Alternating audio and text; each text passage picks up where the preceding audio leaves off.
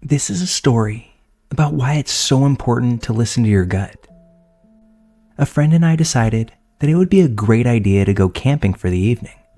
We live in Utah, a state known for its plentiful outdoor activities, and we didn't have to venture too far out to find an amazing camping spot near to where we called home. My friend was 17 at the time. I was 18 and had freshly graduated from high school. Both of us are females, just in case you're wondering. We're both pretty familiar with being outside, and because we were relatively close to our homes, we thought we were being safe. Although doubt pretty quickly crept into our minds. We were making dinner when a man with fishing gear walks into view of our campsite from up the canyon in the river.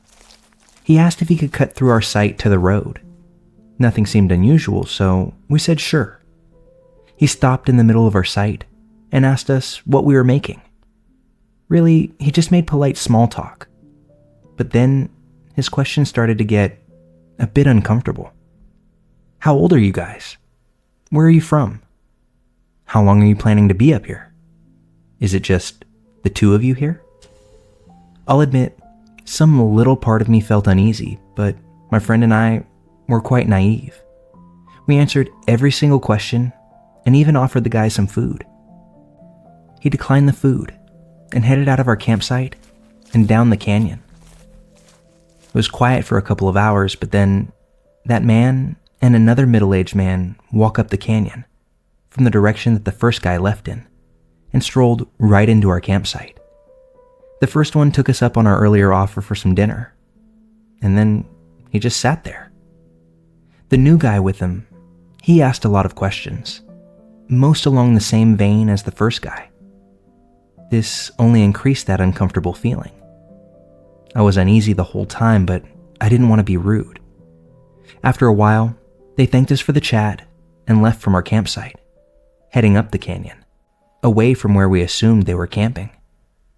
This is when subtle alarm bells became a little less subtle in our mind. My friend and I ate and sat by the fire well into the evening past dark, laughing and having fun. However, we both watched the road the whole entire time, and those men never traveled back down the canyon. Now, I can concede that they may have simply had a fishing base lower in the canyon and their campsite higher, but it's at that point my intuition screamed for me to reconsider. I was desperate to enjoy this camping trip though, and I didn't say a thing. But God, the tension was thick in the air between my friend and I. We were both uneasy and did what we could to fill the silence between us. Eventually, she said, "You know the worst part about camping by a river?" My stomach sank. Of course I knew. Here in northern Utah, where the rivers are fed largely by runoff and they traipse down steep mountains, they are loud. You can't hear anything over them, I responded to her. She just nodded. "You think we should leave, don't you?" She said she didn't feel good about the situation. At this moment in our lives, we were both staunch Mormons. FYI, I am no longer one. So we said a prayer right then and there. I now see this as me consciously and fully welcoming the voice of my intuition into my decision-making process. Clear as f***ing day, we both knew we had to get out. As soon as we really stopped pushing down that intuition in favor of having a fun night, all bets were off. Terror filled us, and we threw everything haphazardly into my car before booking it down the canyon. That terror wouldn't leave us until we got off the dirt road of the canyon fork and onto the main paved road, out of the mountains, and heading back towards town. We both watched the rear view the whole time, praying we never saw headlights behind us. As soon as we had a signal, we called my dad and told him what had happened. He was a bit off-put by two grown men trouncing through our campground and asking the questions that they did. So he told us to get the hell out of there and to make sure that we weren't being followed. We ended up sleeping safe and sound in my friend's backyard that night. Knowing what I do now, as an SA therapist, I'm almost certain those men had ill intentions for us that night. I'm glad we didn't stick around to truly find out. Quick bit of backstory for this one. Me, 32-year-old male, my brother, 28-year-old male, and disabled mom all lived together in a trailer about 30 minutes from Nashville, Tennessee. I was wary of moving there at first because of the stereotypes you might hear about trailer parks, but luckily we've had zero issues in the 10 years we've been here. Very nice neighbors, well-kept yards, all that. Okay, so story time. About a week ago, we were finally putting up our Christmas tree, drinking probably too much beer, listening to Christmas music, Christmas spirit in full swing. During our random banter, my brother says, "Oh yeah, man, I can't believe I forgot to tell you. Earlier today at work, the owner had to kick out some guy who was acting super creepy." My brother works as a stalker at a family-owned little market about a mile from our home. He went on to tell me that this younger-looking guy was pacing the aisles, sometimes standing still for minutes at a time, and not responding when the owner would ask if he needed help finding something. After about 20 minutes of this weirdness, the owner asked him to please leave because he was scaring the customers, and without a word, the guy left. We continue with our good time, hanging ornaments, drinking, getting our mom involved. With the ornaments, not the drinking, of course. And all is good. We wrap up around 10:30 p.m., help our mom to bed, being that she's in a wheelchair, and decide we might as well finish off the ton of beer we have left and admire our decked out tree. At around 11:30, we decide to go out on the front porch to share a cigarette, as we usually do when we've tied on a good buzz. My brother opens the door and almost immediately slams it shut. I ask, "What's up?" And he says, "Holy shit, dude. The guy I was telling you about earlier just walked down the street past our house. Looked a bit like Michael Myers if you asked me." I thought that was pretty strange, but wasn't super concerned about it. We waited a few minutes, then went and smoked as usual, and then headed back inside. My brother and I aren't troublemakers at all, but I'm pretty confident in our ability to defend ourselves, if the need be. At this point, these are just thoughts in the back of my mind though. After all, I hadn't even seen this guy. Yet. Fast forward to about 2 a.m. We're more than drunk enough to go ahead and call it a night after one more ciggy. My brother opens the door, and within seconds, I hear him say, Whoa, hey man, you good?" I'm in the kitchen at the time, but quickly decided this doesn't sound right, and rush over to the door. What I see when I get to the open door is a younger man standing on our deck, about 3 feet from our front door. He's pretty tall, about 6 feet 4 inches if I had to guess. And another thing that I notice is that he looks a lot like Adam Driver, which was a detail my brother jokingly mentioned earlier during tree time. So I'm realizing for the first time, this must be the guy he's been talking about. One thing my brother must have not gotten close enough to notice at work though, was this guy's eyes. I'm not exaggerating when I say I've never seen anything like it. His body language wasn't super menacing, but his eyes were the strangest combination of wide-eyed bewilderment and fury. Like us opening our front door confused him, but also made him very, very angry. I joined my brother in explaining to him that it's late and he should head home. After what I'd say was about 30 seconds of staring, he just walked off without a word. I peeked out of our blinds to make sure he really left and saw nothing. We both tried to laugh it off and were saying things like, "Well, that was pretty weird, huh?" But it took a while for my adrenaline to taper off. The thing I kept thinking to myself that bothered me most was those 30 seconds to me felt like he was the one deciding what the next move would be. But what that could have been, I have no idea. I also didn't love that my brother said when he opened the door, the guy was already standing there. So, for how long? We calmed down by watching YouTube videos, and after another 30 minutes or so, I say to my brother, "Okay man, let's just go to bed. I'll take one more look outside to be safe," but felt like it wasn't really necessary. I open the door, and he's back again. The streetlights in our park are spaced very far apart, but at the edge of our driveway, there I see his silhouette, maybe 50 feet away, again, just staring at our front door. I feel I should mention he's not there texting or on the phone with someone. He's just there. I feel bad in hindsight because I'm sure this poor guy has mental health issues. But between being drunk and exhausted and the look he gave us earlier, I was just over it. I finally put some bass in my voice and said, "Hey man, you can't just stand in our driveway. You're being creepy, dude. Just please leave.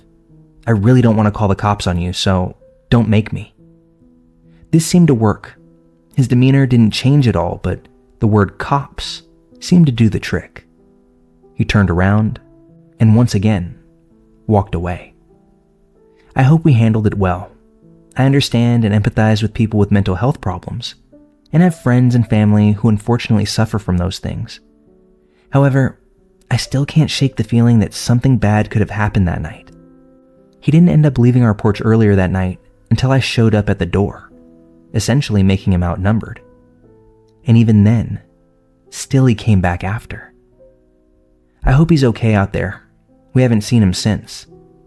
I also hope not calling the police wasn't a bad choice, and that he isn't out there with bad intentions on somebody else's front deck at 2 a.m., someone who may have lived alone or was elderly.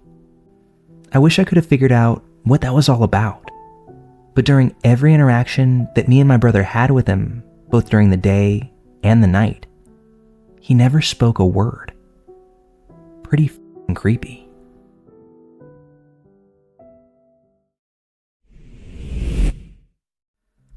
Back when I was a sophomore in high school, I used to be very close friends with this girl, Kay. Kay and I met in middle school, and we instantly clicked. We would hang out after school pretty frequently. Kay had a very turbulent childhood. Deceased father, foster care, substance abuse mom. And Kay's family would house hop a lot. Our sophomore year, Kay's family was staying with their step-aunt's ex-husband, or something like that. My parents never really stressed about me hanging out with Kay because she was such a kind soul and a great influence on me. Now, the man that Kay and her family were staying with, I'll call him R, was interesting to say the least. I remember the first incident that made me scratch my head. This was when we all went out to dinner with Kay and her family, and R tagged along. Kay and I were seated at the table with him, and he was venting to us about his dating life, showing us pictures of his Tinder bio and all the women that he was chatting with. We both kind of laughed it off and engaged with him, not thinking much of it. Sometimes when Kay and I hung out, R would have us come to the basement, and he had this room there that had a drum kit, and he'd play them for us with the lights off. Anyway, the strangest encounter that I personally had with R was when I had gone to Kay's house to hang out for the day, and she had gone upstairs to take a shower. While she was in the shower, I was sitting in her room, and R wandered in and told me that he wanted to show me something really cool in his room. Kay's room was on the first floor. R's room was the only room on the second floor. Being the young, naive girl I was, I agreed and followed him upstairs. When we got to his room, he realized that the door was locked, and he seemed pretty annoyed and the slightest bit jittery because his key was left downstairs. But instead of going downstairs, R takes a credit card out of his wallet and tries to unlock the door that way. Thankfully, it didn't work and something clicked in my brain then, and I decided to go back downstairs and just sit in the bathroom with Kay until she was done with her shower. I'm 23 now, and looking back at it, I honestly don't think there was anything cool to show me in that room. And I thank the moon and the stars that he never got it unlocked. I never told Kay about this, but as we got older, I casually asked her if she had any weird encounters with R, and she said no. But there was something in her voice that intimated that that wasn't the truth. I didn't press her any further, although my heart goes out to this girl for the tough life that she faced from a very early age. When someone tells you that life isn't fair, this is the perfect embodiment of just that. I'm not sure how to end this story, except to say that I'm thankful I never got to see what was awaiting me behind that locked door.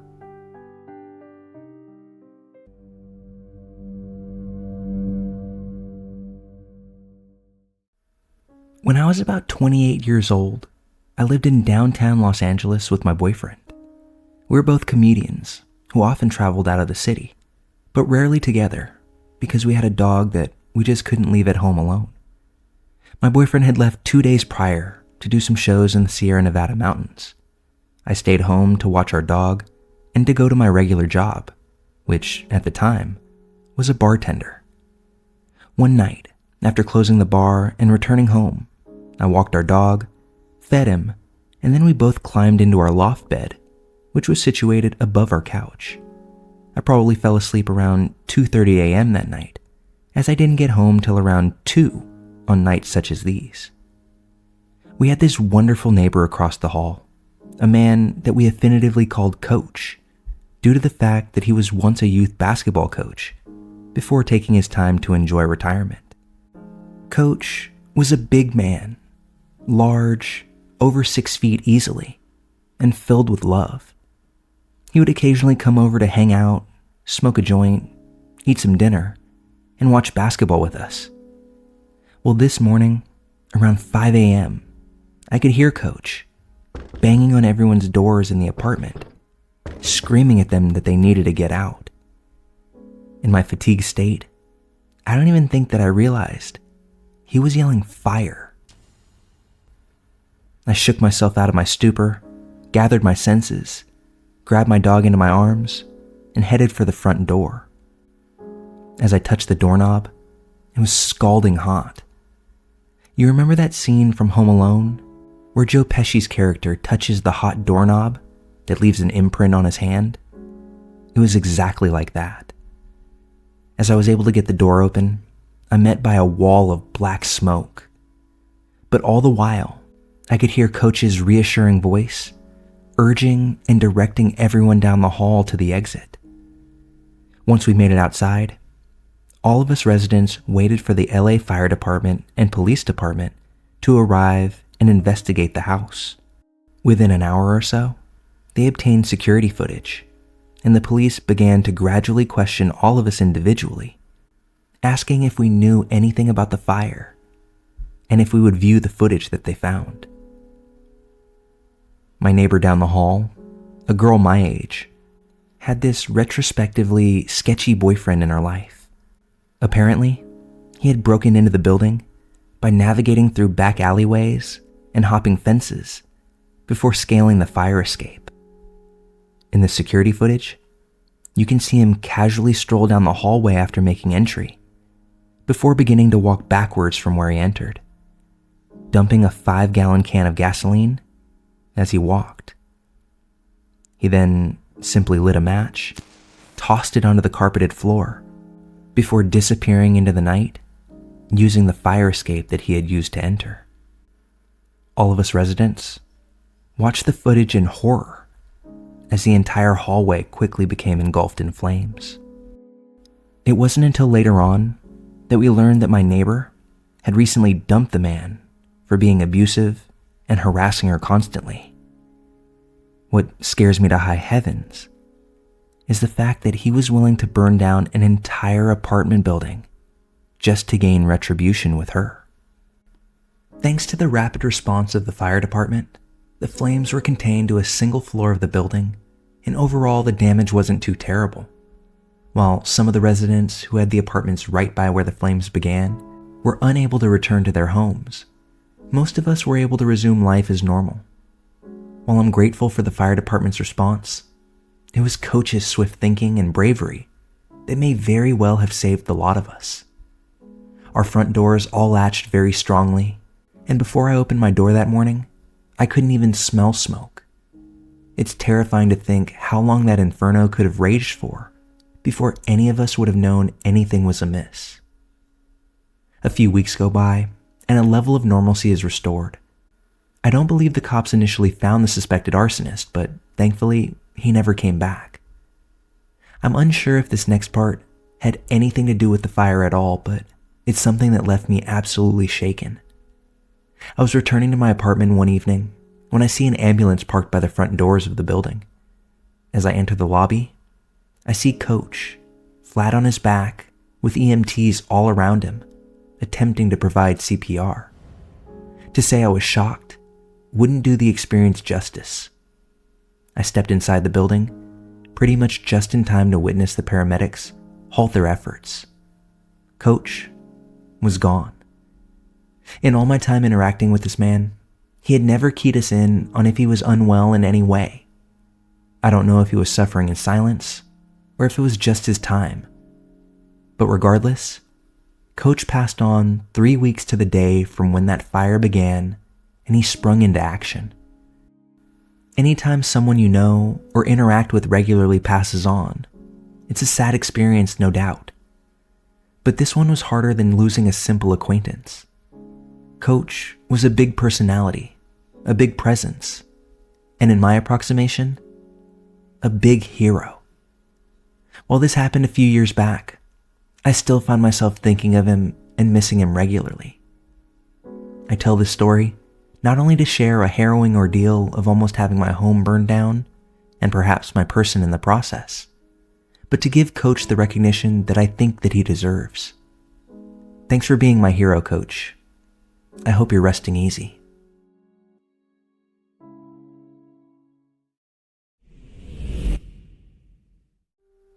I used to be an assistant martial arts teacher at a school that taught kids aged 5 to 18. It was located on a military base, so we had a variety of students who had traveled around the world and had experienced more than most kids their age. Different personalities, open minds, and a willingness to explore were common traits among these children. There was this one little girl, though, who possessed a completely different trait. I was 20 years old at the time, and this girl, let's call her Olivia, was around 10 years old. She had black hair, a fair complexion, and was always smiling. She became quite attached to me and always found ways to get my attention. Sometimes she would run up to me, playfully hit me, and then run away giggling. Other times, she would misbehave in class out of spite, just to gain my attention. Overall, she seemed like a normal young girl, discovering herself and the world around her. That's what just about anyone would assume. However, one day, I noticed that Olivia began acting strangely, unlike her usual self. She appeared heartbroken about something, looking tired, yet both antsy and nervous. I asked her if she was okay, but she simply replied with a yes and didn't elaborate. I would have raised my concerns with her parents, but they were never really present. As the days went by, Olivia continued to appear downcast and sad. Then, one afternoon after class, she ran up to me with her familiar smile on her face, the one that always made me smile too. She handed me a folded piece of paper. "What's this?" I asked, starting to unfold it. "I drew it for you," Olivia said with a smile, giggling. As soon as I saw what she had drawn, shock instantly coursed through me, leaving me at a loss for words. A single chill ran up my spine, and my hands began to shake.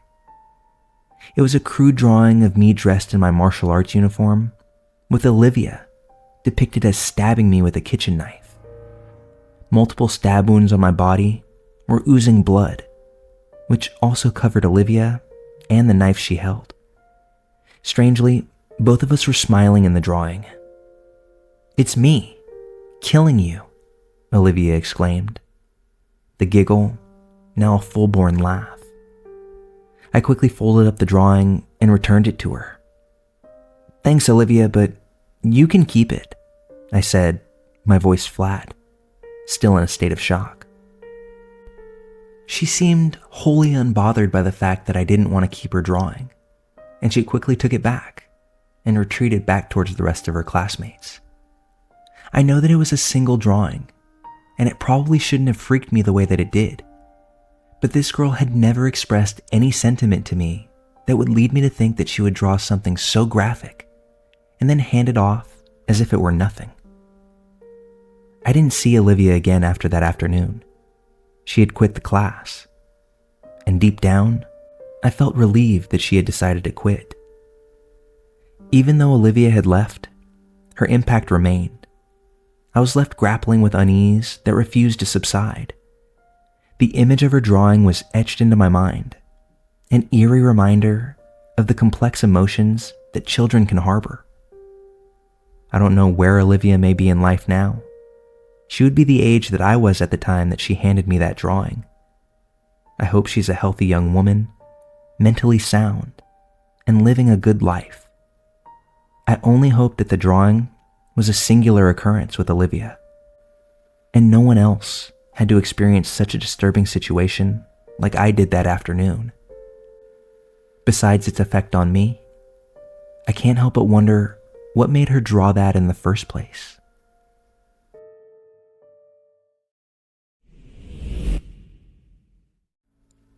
This story took place on Sunday, October 29th, 2022.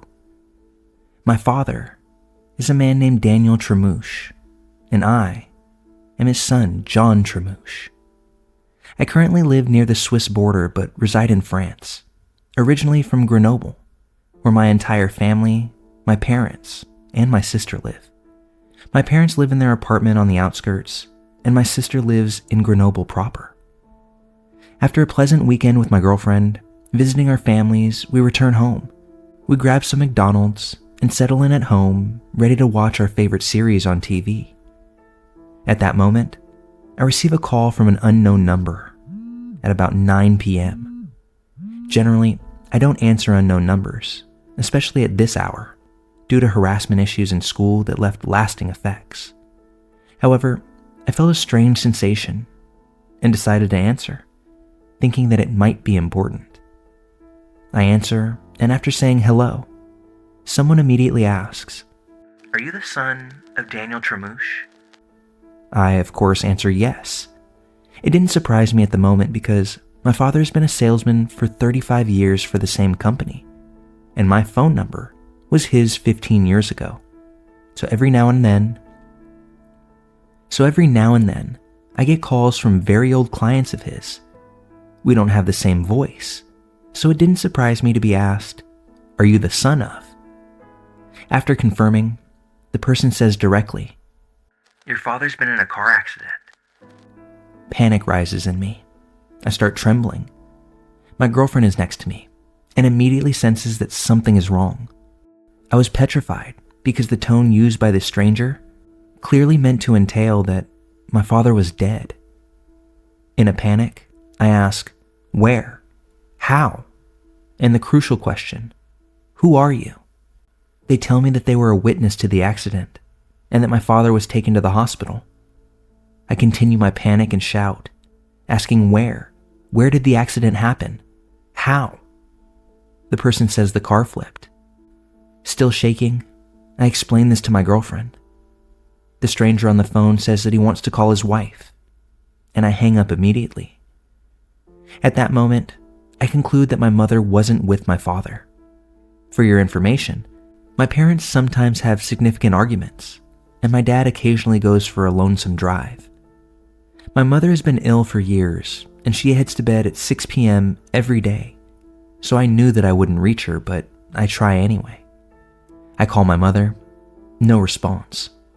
I call my sister, who is more sensitive, and she proceeds to have a panic attack right there on the phone with me, screaming. I tell her to wake Mom up immediately because she's not answering the phone. At the same time, my girlfriend calls her mother to ask her to call hospitals around Grenoble to find out where my father might be. Meanwhile, I call the number that called me again, this time for more information, repeating, "Where did it happen? Where?" The person avoids the question, and after a few seconds, gives me the road number. I shout at him, "Who knows road numbers? Towards where? Which city? Which village?" He says, "Towards Angers." And then it clicks. I think, Wait a minute. I was with my father at 5 p.m. I'm home now. It's impossible for him to have traveled from Grenoble to Angers in 4 hours. At that same moment, my girlfriend, with incredible reflex, hears me say, Angers? And immediately calls my father on his mobile. My father answers disdainfully, yes? She says, Daniel, did you have an accident? He laughs and says, absolutely not. I'm on my couch right now, watching football. At this point, I tell the person on the phone that my father is alive and safe. He says, but you're not Mateo Tramouche? I reply that I have no Mateo in my family, that my name is John. The man apologizes, but in a way that gives me this chilling feeling, as if he had achieved what he wanted, to see, or more likely hear me in a panic. I asked him 5 times how he got my number, and he never answers. He says, sorry for scaring you. I hang up, inform my sister, calm her down in the process. Later, I exchanged messages with this strange man because I didn't understand how he got my number, which is literally nowhere to be found on the internet. He told me that my number was displayed on the first page of Google in a directory. I searched the internet thoroughly that night, and it's impossible. The messages were strange. He mentioned a Laurent, even though he clearly said my dad's name. He apologized for his clumsiness, states that he managed to contact the man in question's wife, and that the man was now deceased. After a few days, my sister-in-law, who is a surgeon, told me that it's the firefighters who contact the family, not random people like that, even those involved. Moreover, when there are deaths on the road, there is always a press article or even an obituary that I would have found. I tried calling the number back a week later for answers, but the phone number was no longer connected. Was this a bad joke? Was it someone who wanted to see me in a panic? How did they get my number? Just telling this and remembering this moment still gives me a fright.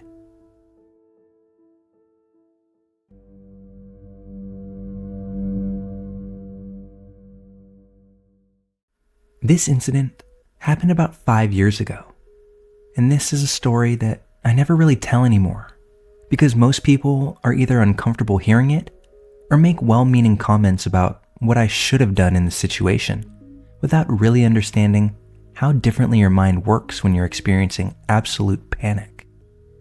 But you guys seem to get it, so here's my story.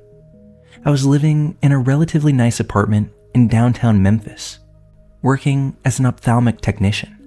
I arrived home from work at my usual time, right around 4:30 p.m., unlocked my door, and went inside.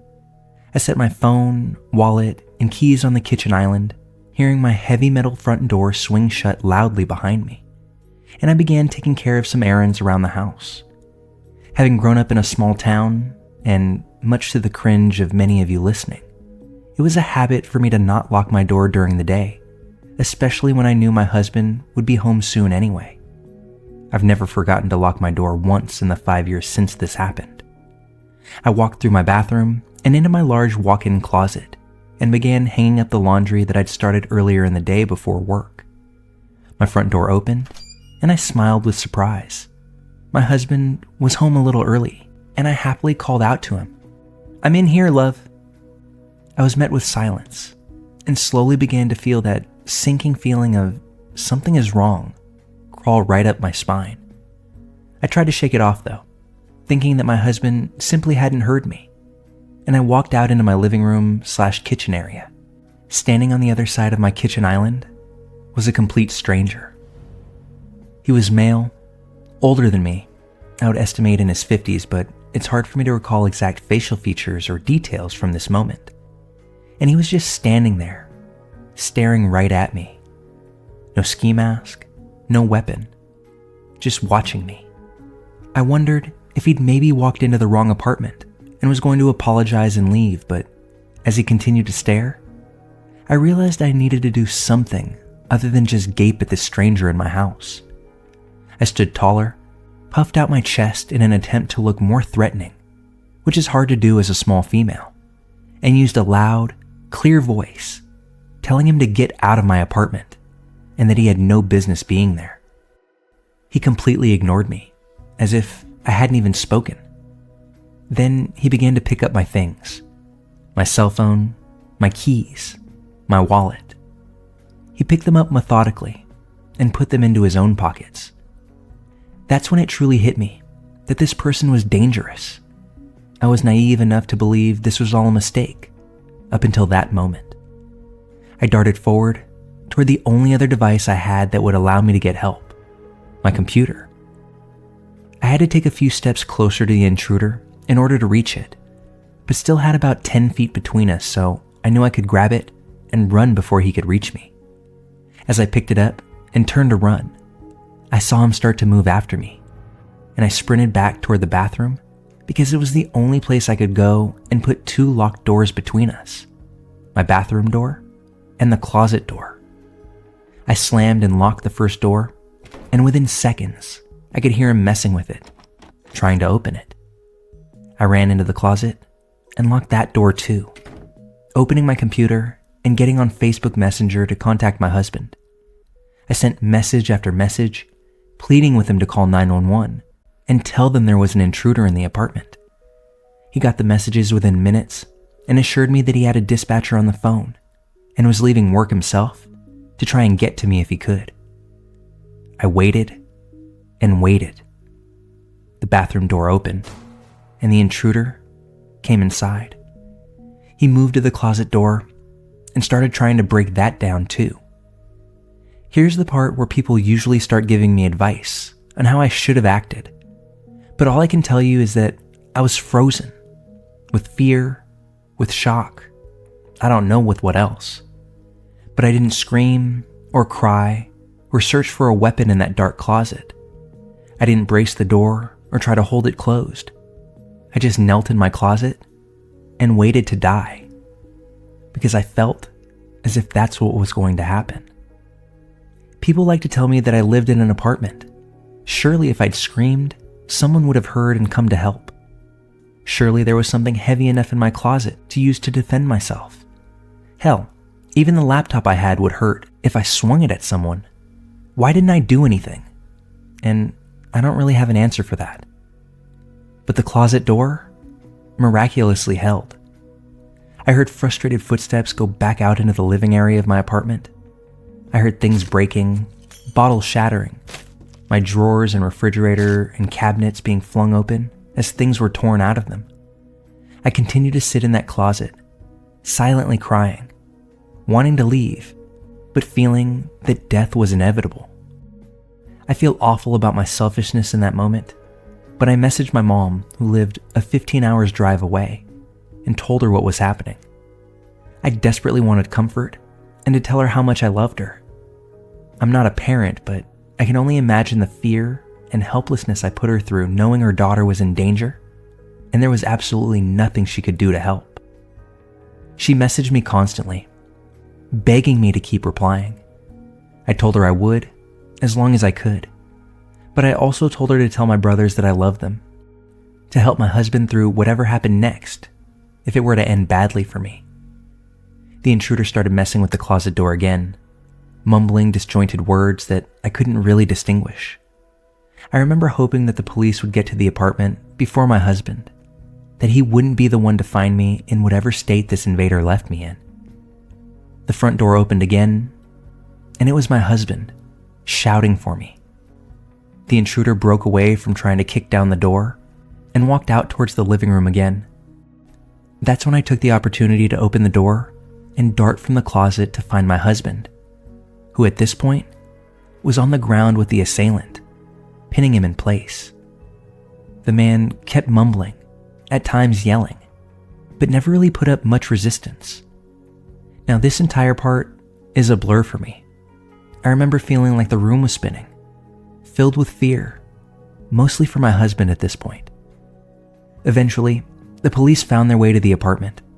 It took them about 25 minutes to arrive, which still blows my mind. I know time seems to move slowly during scary situations, so I thought it was less than that, but from the time my husband dialed 911 to the time officers arrived, it was 25 excruciating minutes. This isn't intended to bash them in any way. It just always seemed like this was an unusually long response time for a home invasion. They got my things back from the man and took him out of my apartment. I numbly went through the process of filing a police report and telling them all that happened. One of the officers commented that I should really keep my door locked at all times. I remember feeling like he was being insensitive at the time or blaming me for what happened. But later, I recognized his words were coming from experience. I'm sure he's seen the situation end differently for other people. Within 30 minutes, the scariest incident of my life was over. But I've carried the fear, the violation, the anxiety of having someone intrude into my space for years. It happened to me once. It could happen again. If you've made it this far, I want to thank you for listening. And please consider continuing, because this isn't all doom and gloom. If this or something similar has happened to you, and you're still struggling with the aftermath of it, the sleepless nights, the laying awake listening for sounds of forced entry, the nightmares, the constant checking and rechecking your locks, this is what eventually helped me. A year after this took place, my husband and I moved to the Midwest for his job. We selected a safe town with a nice apartment complex, and we chose a third-floor apartment with only one point of entry. I looked up every statistic on crime for the neighborhood, only finding that isolated instances of car theft were the only things reported in decades. Although I still couldn't sleep at night. It was definitely better than staying in the same apartment in Memphis, but my husband often works night shifts now, and I simply couldn't continue being terrified to sleep. I realized my biggest fear wasn't that something could happen again, but that if it did, I was just as unprepared now as I was then. I hadn't changed anything other than locking my door, and I knew I would likely freeze up again and leave my life up to being able to hide well enough or having a door hold long enough to save me. And I felt that that was unacceptable. I walked into a martial arts school with an excellent self-defense program, introduced myself, and started taking classes. At first I was quiet, hiding in the back of the room and generally keeping to myself. My instructor, who is both incredibly kind and incredibly insightful, slowly built up my confidence and brought me out of my bubble of fear. After several months of training, I finally shared my reason for taking classes with him. And he's worked with me tirelessly to give me the ability to protect myself in any environment. I've been training for years now, and the difference it has made in every aspect of my life is unbelievable. The meek, quiet girl that waited to die in her closet doesn't exist anymore. I'm confident. I'm strong. I'm worthy of living and protecting myself in my home. I no longer am ashamed of how I handled the situation I was in, but I also understand what steps I can take to ensure that I'm safe. It wasn't easy, and it didn't happen overnight, but it was absolutely worth it. I recognize this might not be a solution or option for everyone. Your experience is valid, and however you decide to cope with your own story is the right choice for you. This is how I happen to do it, and it's worked well for me.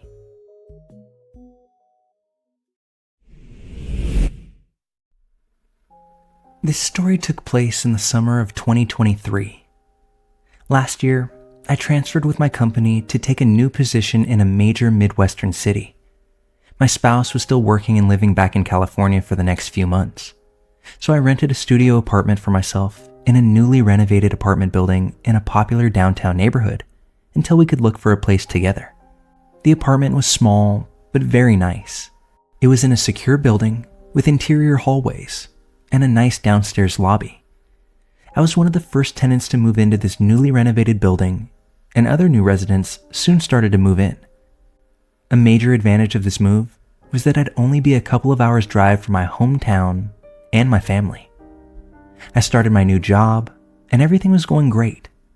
I was enjoying my new neighborhood, and the neighbors in the apartment building generally kept to themselves, just like I did.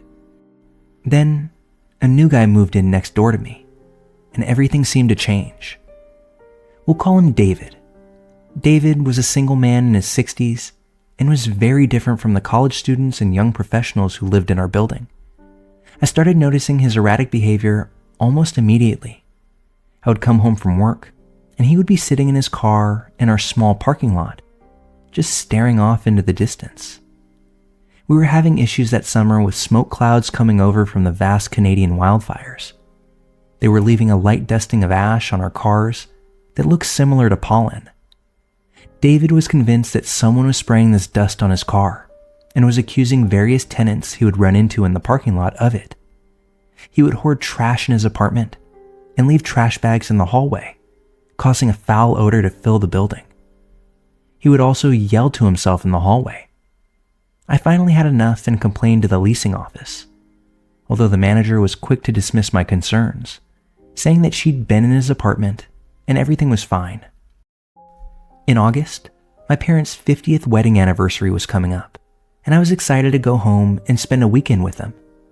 A few days before their anniversary, my boss informed me that he would be flying into work on an important project with me that would have us working through the weekend.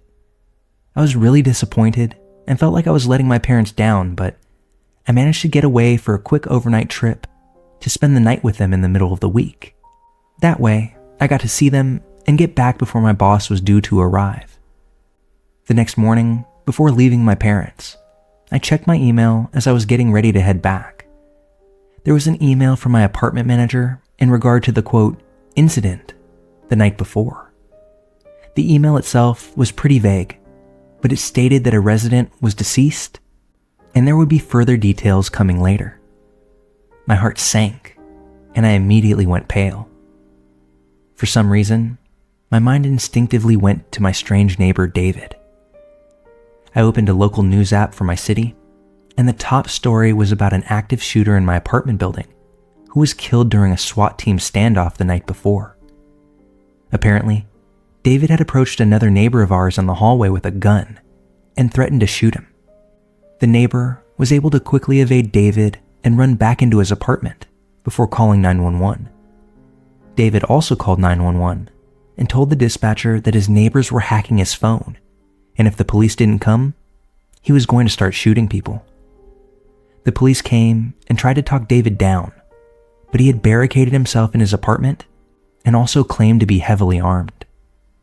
The state police and SWAT team soon arrived, and David began firing a rifle out of his window at anyone he saw in the parking lot below. Strangely, throughout the night, there were reports of random gunshots emanating from his apartment as well, that weren't out the window or at any of the cops down below. All of the neighbors on my floor were essentially trapped in their apartments with no way of escape. They were told to lay down and barricade themselves in their own apartments, away from the gunfire. There happened to be another building across the street with a direct line of sight into our apartment building. I learned that a police sniper took a position on the building across the street and shot David through his window when the opportunity presented itself. The police then flew a drone into his open window and confirmed that he was dead, with the gun still in hand. Luckily, no one else was injured. I returned home later that day to a bullet-riddled apartment building and a parking lot that still had shell casings strewn about. Neighbors who normally didn't speak to each other were hugging and crying and showing each other videos of the incident from their hiding places. As I went into my own unit, everything looked to be how I left it, until I went into my bedroom, where I saw 6 individual holes in my wall. The wall that was shared between my apartment and David's. Turns out, those random gunshots heard before David was downed were him firing through his bedroom and into mine.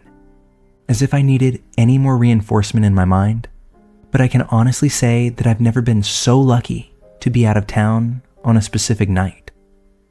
If my boss hadn't messed up my plans, I would have been home that evening, possibly right in the line of fire. I'm sorry that David didn't get the mental health attention that he needed, because he obviously needed it. But I also cannot reconcile how he put so many lives at risk.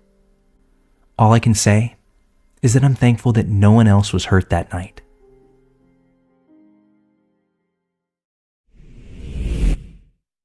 The story I'm about to share is a couple of years old now. I'm a 20-year-old guy, but at the time, I was 17 years old, living a relatively quiet life in rural northern Montana. I don't party a lot or do stupid stuff, but I do love driving in the mountains. Little did I know, this could have cost me my life. In August of 2020, I was enjoying some free time on my day off from work. I decided to go take a drive in the mountains north of Kalispell. I drive this little red shitbox Nissan Frontier straight out of the 90s with a super temperamental transmission for background. The drive was pretty uneventful.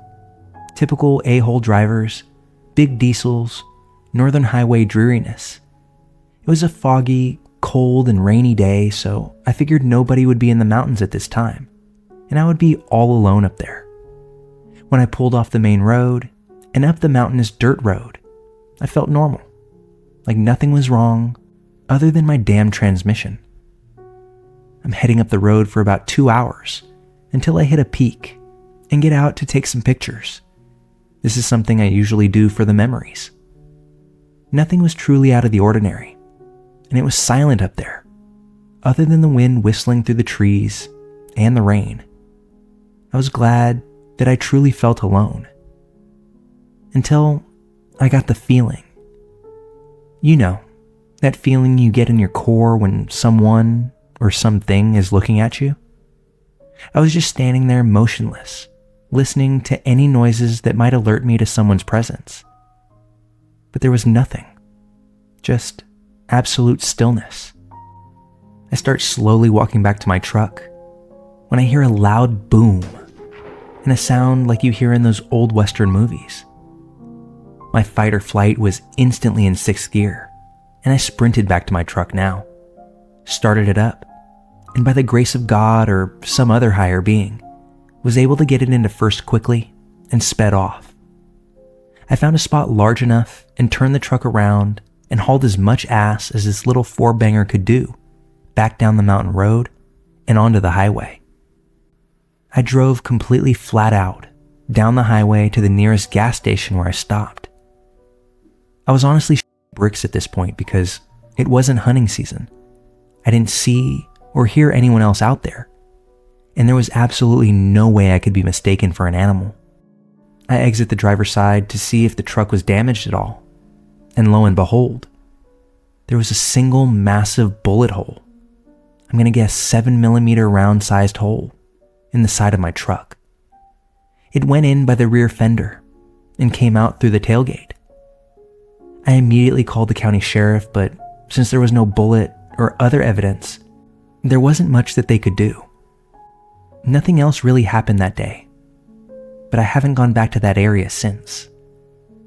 I know this may not be as exciting as other stories found here, but to whoever shot at me, alone, in the middle of the northern Montana wilderness, you are a terrible shot, and let's never meet. Hey everybody. It's a great pleasure for me to announce that after many requests from viewers and much work on our end, you can now find every single one of our episodes on both Apple Podcasts and Spotify. You can take our channel with you wherever you go, with episodes downloaded directly to your device, so you never miss out on a new drop. Just search for Malevolent Mischief on your favorite podcast platform. Hit that follow button and take all of our content with you throughout your day. Whether you're commuting, working out, or even just relaxing with a snack at home, tune in however you'd like to tune in. Just don't miss an episode. Again, find us on Apple Podcasts and Spotify now. Feel free to navigate over and make sure you're following while you listen to these next few stories. I'd like to thank all of you for your support as we continue to bring more creepy content directly to you.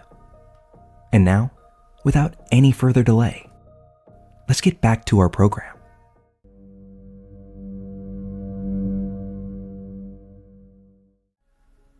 At the time of this tale, I was 27 years old.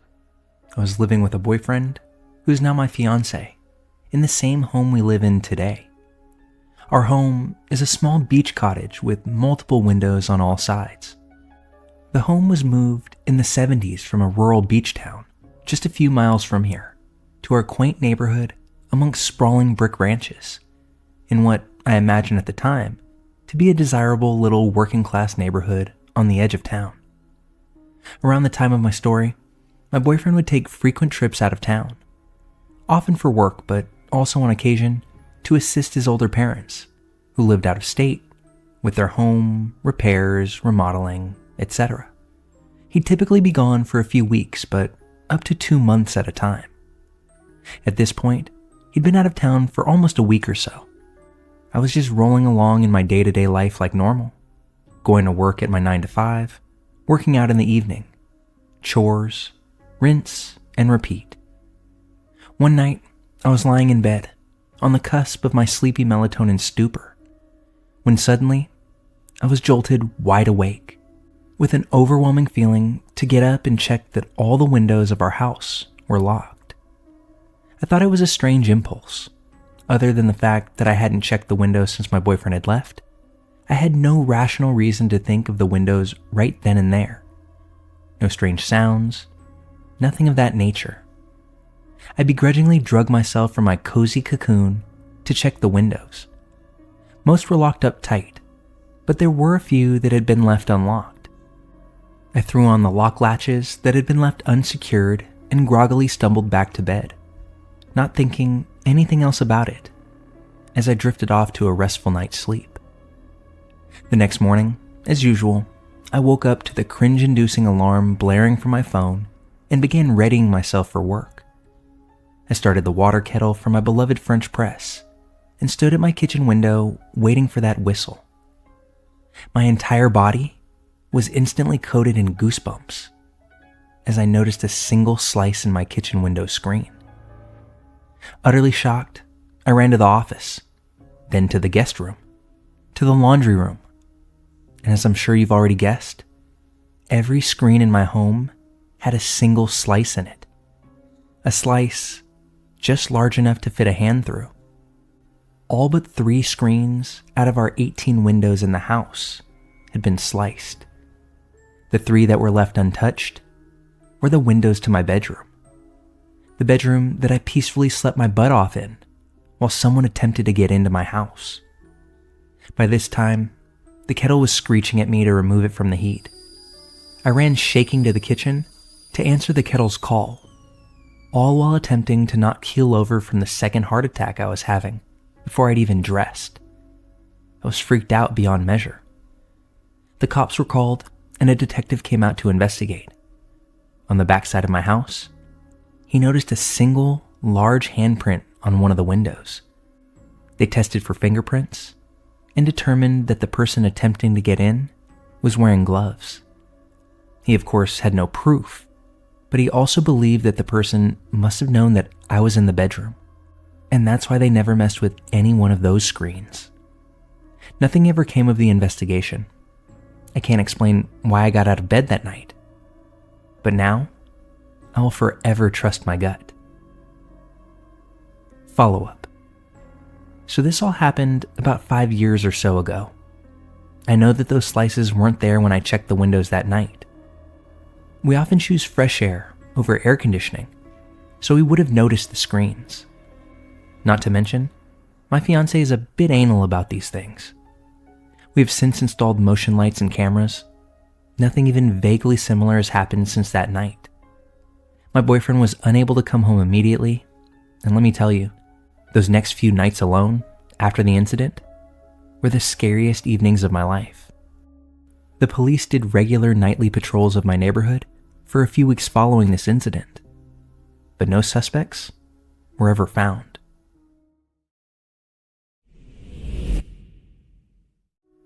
This story is going to take me all the way back to the 1970s. Back in 1978, I was 9 years old. I lived in Bellingham, Washington, a small city about an hour and a half north of Seattle. My parents were the carefree hippie types, and pretty much let me roam the streets and visit friends as long as I was home by dark. This particular day, it was late summer, and I took the bus across town to visit my friend Leslie. We would go buy candy at the corner store and walk to Fred Meyer, which was a Target-type store back in the day, to watch TV in the electronics section. My parents didn't let me watch much TV at home, so I could spend a whole day at Fred Meyer watching whatever I wanted. It got to be the late afternoon, so Leslie and I decided to part ways. I walked to the bus stop downtown, and as I was waiting, I couldn't help but notice this white car slowly drive by, and just the way the driver looked at me made me begin to shake. I watched him turn the corner. Instinctively, I knew he was going around the block, just to come back. Lo and behold, that's exactly what he did. This time, he parked across the street. He got out of his car, slowly walking up to me, and he asked me if I wanted a ride. I remember everything about him. Curly dark hair, thick mustache, and the feeling I got from him was nothing I'd ever felt before. He pretty much paced up and down the block, smiling as he walked by, repeatedly offering me a ride. He then walked back to his car and began talking on some kind of CB radio or walkie-talkie or something. He was talking to someone about me. I could tell by the way he was nodding and smiling at me the entire time he did. He approached one more time about a ride, and this time I yelled out, "No!" Thankfully, the bus came shortly after, but I knew that he would follow the bus. I went to the back of the bus and watched from the back window. He waited behind the bus at every stop. My stop was coming up. It was on a corner. I got off the bus and ran as fast as I could. I looked back once and could see the back of his car. He had obviously parked. I ran another half block before crouching down behind a tree or a bush, and I could see him standing on the corner, staring down the street, obviously looking for me. After a few minutes of not being able to spot me, he left. This is when I'm going to fast forward to January of 1979. There must not have been school that day because, once again, I found myself at Fred Meyer watching TV. A news story came on one of the TV sets. 2 local college women had been murdered by a man named Kenneth Bianchi. As they showed a picture of this man, my entire body went cold because it was him. The same guy that came up and offered me a ride several months ago. His face was all over the news for a while. But only later in life did I find out that he and his cousin were the infamous Hillside Stranglers. They had murdered young girls and women in LA, and then Bianchi moved up to Bellingham in the summer of '78. In a weird and creepy twist of fate that added to this, I learned that he had also worked at Fred Meyer. Another strange element to this is that Bianchi moved to Bellingham without his cousin. So who was he talking to that day that he tried to get me into his car? Bianchi was responsible for 12 deaths that police have proven, but he is suspected to have committed several others in his time. He currently is serving a sentence at Washington State Penitentiary in Walla Walla and will be eligible to apply for parole in 2025. I've held on to this story for over 40 years now, and it's one that I'm sure I will still remember 40 years from today. I hope that man never sees the light of day again, on account of all the horrible things that he did.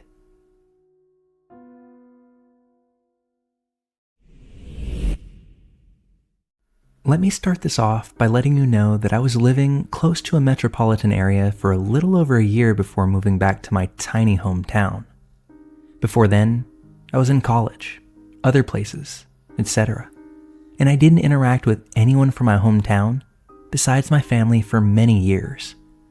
I even deactivated Facebook for a few years. But anyway, fast forward to the fall of 2020. I moved into a house in the tiny town.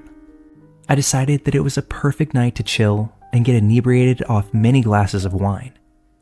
I was relaxing on the couch with my girlfriend when we suddenly heard someone knock on the front door. It was around midnight, so my girlfriend immediately told me to not answer it. When I got up to pull the blinds on the glass portion of the door, I saw a meek-looking girl, probably younger than 20, standing on our porch with a blanket and bag in her hand. I was shaken, because in a town like this, in the Midwest, there are literally no homeless people. Or because the town is so small, people usually have a support network when things go sour. I asked her what was going on, and she said that she was homeless and needed a place to stay. My drunk self thought it was an amazing time to fulfill my need of helping the world by opening my front door to let her stay in the guest bedroom. My girlfriend immediately sat her down and began asking her questions, and the young girl's answers were pretty vague thinking back on it. Eventually, she told us she knocked on every door down the street to find a place to stay because she had gotten into a fight with her mom. So she really wasn't homeless. It is also odd to think that a young girl would do that, considering the inherent danger involved. Eventually, I found out that she went to the same private school that I went to, from 1st through 6th grade. We were kind of bonding on talking the campus because it's this new age bullshit school run by boomers. But then she mentioned that she had a no contact order for sitting at the same table as someone at the school. My drunk self did not register that no contact meant restraining order. So we're talking, and then she says that she recognizes me from Facebook. That raised alarm bells for me, especially because I've never seen this girl before in my life, and we have an almost 10-year age gap. She told me it was because I posted a local rental on the Facebook home share. It was for my mom, who was a realtor without Facebook. Okay, well, that's reasonable. Small town. But then she tells me that she knows my mom. This is another alarm because my mom and I have different last names, and she doesn't have social media or any way to connect us. Another thing my drunk self registered only the next morning. Fast forward to the morning. She says she's going to leave, and I ask her if she wants a ride home because it's cold out. As I drive down the street several miles, I realize she does live on the same street, but she also would have had to pass at least 5 developments and many rows of houses to get to my house. Was I really the only one to answer the door? Or did she target my house for some reason? The next day, my girlfriend and I both discussed how odd that was and how many things just didn't add up. Later in the day, we come back home from the store and we see that same girl in front of our house again. I'm panicking because I'm horrible with confrontation, and my girlfriend said, "You let her into our house. You deal with it." She stays in the car, and I ask the girl what's going on, and she asks again if she can stay with us. I panicked and asked her to come out with me to the car. My girlfriend told her that she didn't know if she had a gun or who she was, and she could only stay with us if she opened up to us about everything, especially why she's not going home.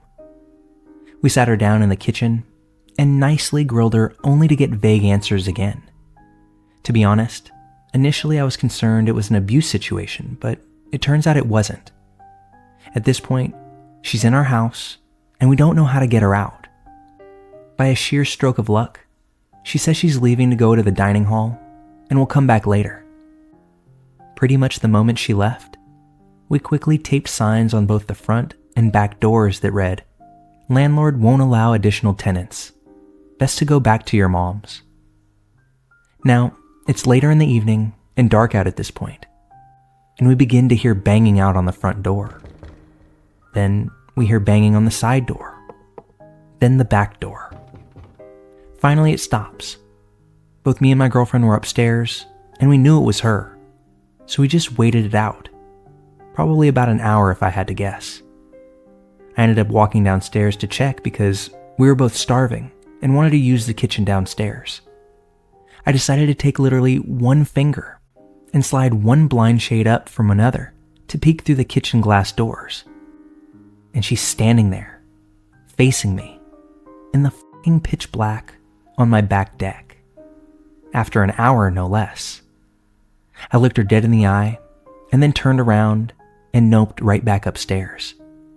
More time passed, and she eventually left.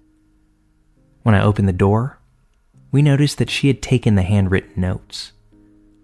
As the next day rolls by, everybody's mom and cousin is lecturing/laughing at me about opening my door to a stranger, which, to be honest, I would never normally do.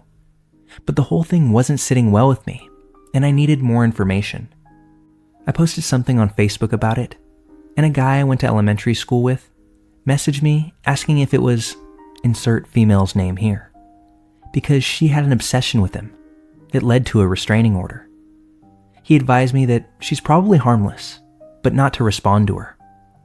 She hasn't come back since, and I still have no clue why she truly showed up or how she knew me.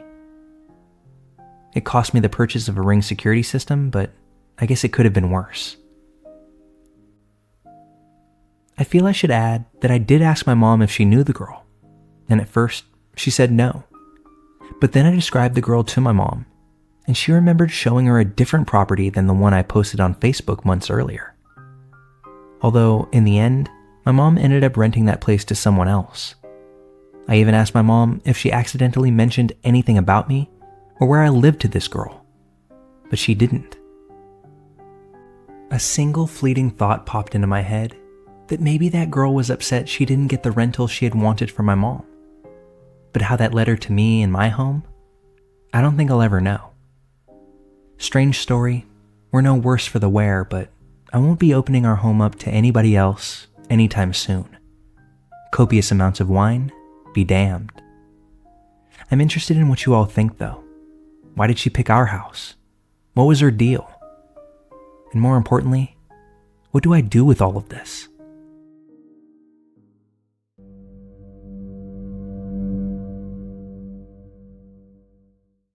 My friends, Jessica and James, have been together for 6 years and have lived in their house for over a year now. I'm over there quite often. I've been friends and co-workers with Jessica for 4 years.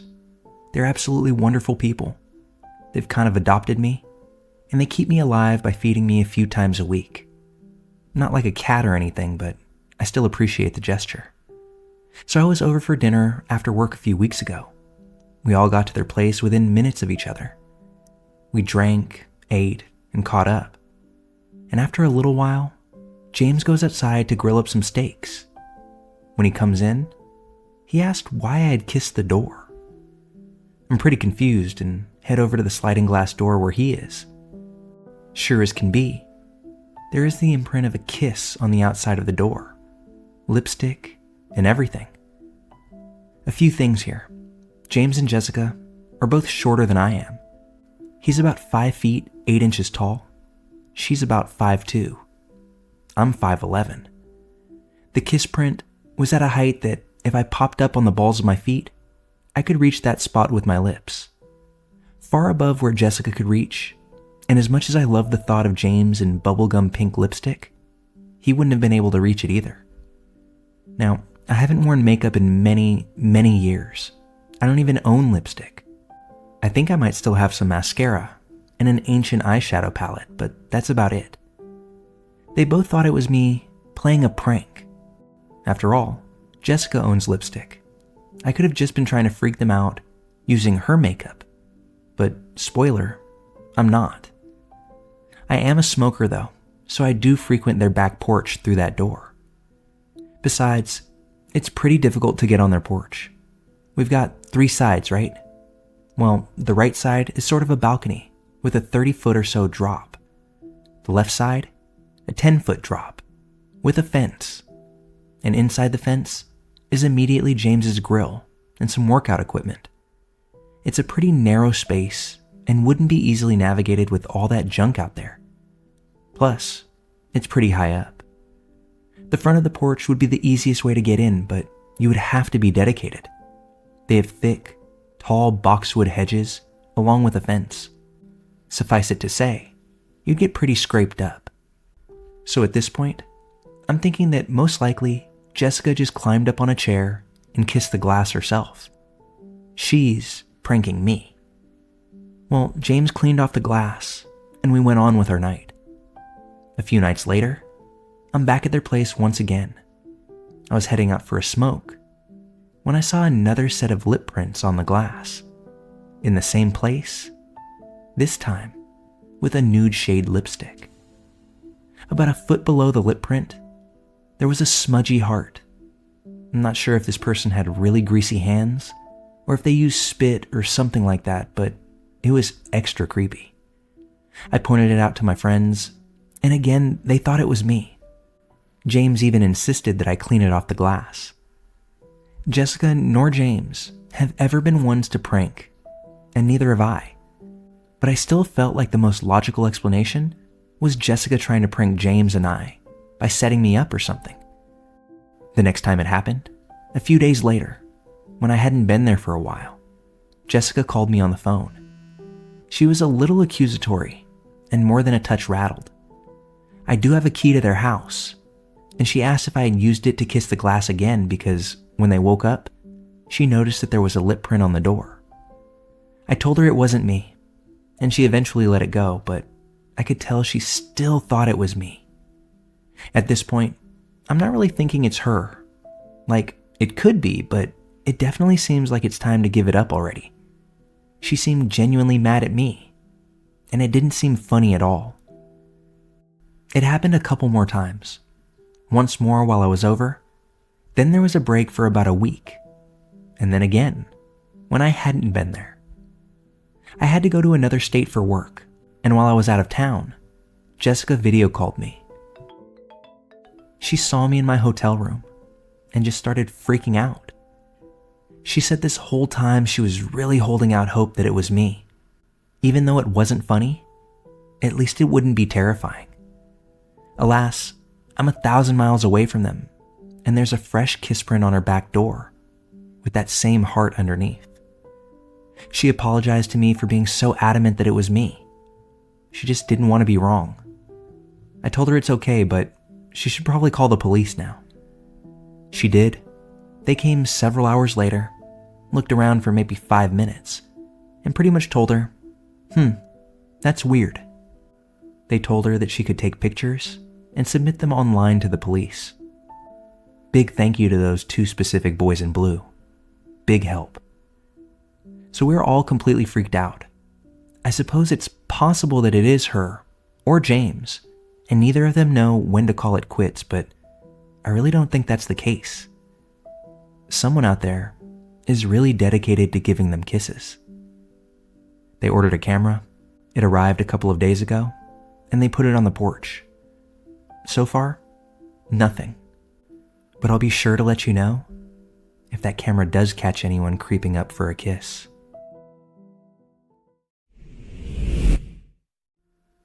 Recently, I had to make a quick run to Walmart after work for a few smaller items I'd forgotten the day before. About halfway into my trip, I was approached by a woman and a teenage girl who asked me to buy a pack of diapers for them. Now, I do enjoy helping people whenever I can, but something felt incredibly off-putting about this situation. Something about the way she strode right up to me and asked. It all felt very rehearsed. I told her no in the most polite way I could muster, and she nodded and went on her way. I was prepared to deal with potentially having turned away a woman who genuinely needed help, but like I mentioned, something still felt really wrong about it. I completed the rest of my shopping and was well on my way to forgetting the encounter, but when I made my way up to the self-checkout, suddenly that same lady and teenage girl make a beeline for me. These 2 women don't look at me or speak to me.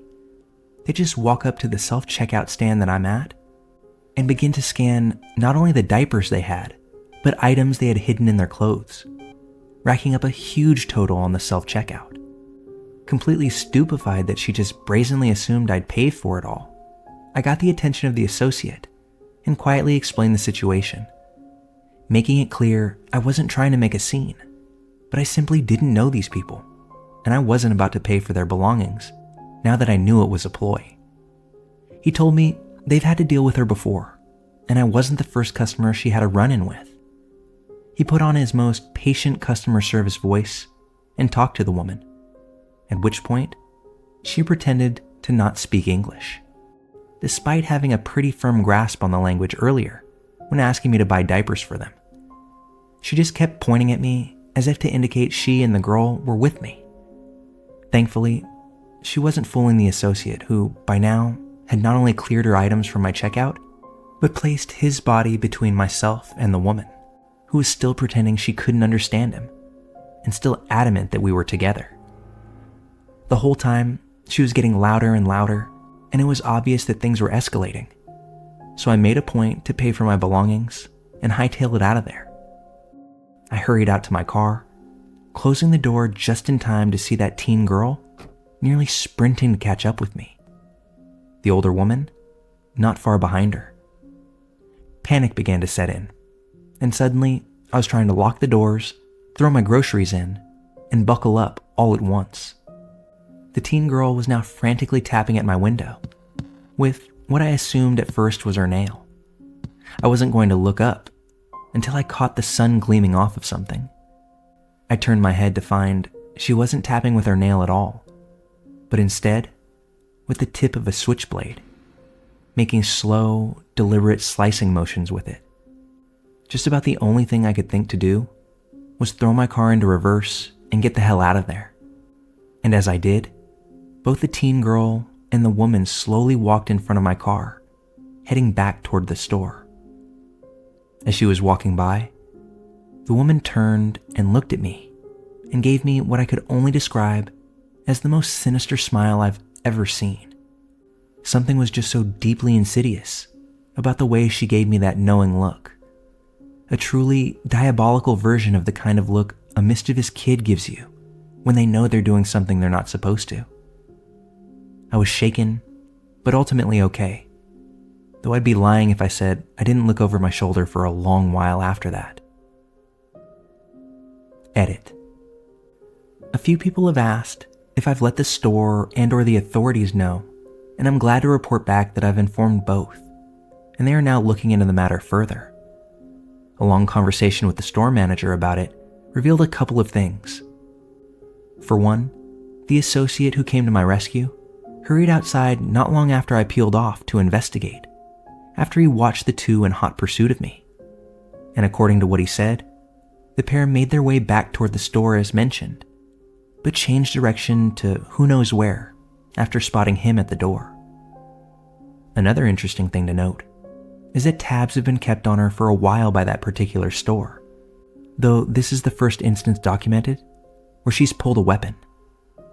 In any case, hopefully this will help. Stay safe out there, guys.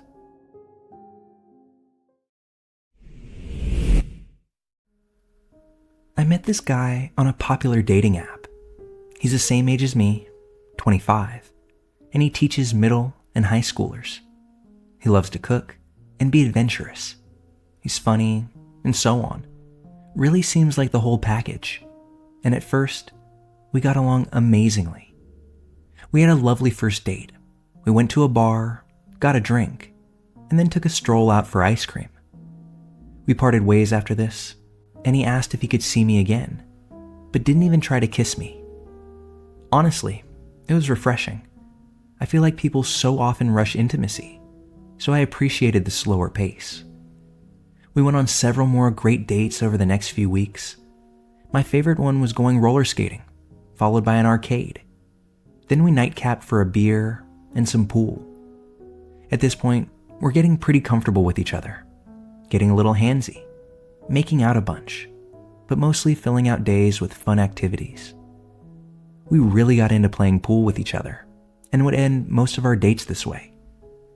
We were a little tipsy one night, curled up in the corner of my favorite bar, when he asked me, if you could go back and change anything about your life, what would it be? Now, I don't know why I picked this event out of everything, but I picked this one encounter I had as a child. I was a ballet dancer, and this much older man was extremely inappropriate with us younger dancers. I briefly told him the story, said that I wish it had never happened, or at the very least, that creep would have gotten kicked out. He was sympathetic and caring to the story.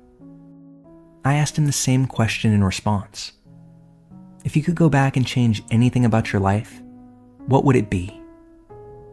He glanced down and then back up at me. He let out a deep sigh and said, "Well, I hooked up with a 15-year-old a few months ago."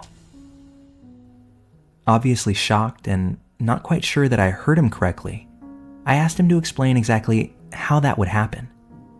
He told me that he met her off of a dating website and had, quote, "no idea she was underage," but found out after they had slept together. Then he continued to hang out with her, but did not do anything sexual. They were just friends. I asked him why he would be friends with this kid he accidentally banged, and he said that he liked the attention. Not only do I absolutely not believe that he didn't know she was 15, I mean, he spends all his days with middle and high schoolers, but I seriously don't believe they didn't do anything further. Mr. I like the attention. This was an absolutely and completely repulsive and pathetic admission. Needless to say, I didn't see him any further, and I'm glad that I dodged that bullet. I wanted to do something, take some sort of action, but I wasn't sure what to do, because I have no proof that this even really happened, nor did I know this girl's name. So I called an SA hotline and asked them for advice on what to do. The very nice lady told me the cops would be pretty useless in this situation since I don't have any concrete information. But she did say that I can contact our state's Board of Education, and they would automatically launch an investigation based around such accusations. I know that it's not much, but it's seriously the best I could do. And I really hope that he doesn't hurt any more kids. But seriously, fuck that guy.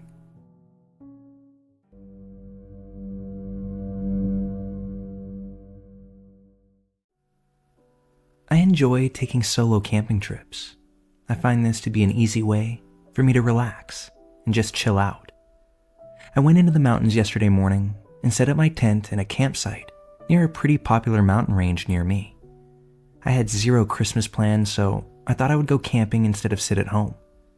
I also thought it would be an awesome time because I imagined there would be very few people at the site with me. I was correct, but a little surprised that I was actually the only person there. Everything was totally fine, and I was enjoying myself. I decided to call it a night early since I had done a pretty large hike earlier, and it definitely tired me out. At about 8 p.m., I began to clean up everything and got into my tent to wind down for the night.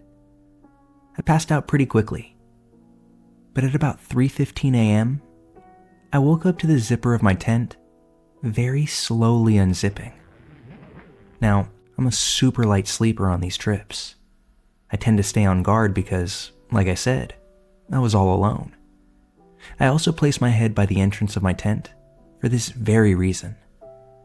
I woke up, shook off the cobwebs, and immediately understood that someone was trying to come into my tent.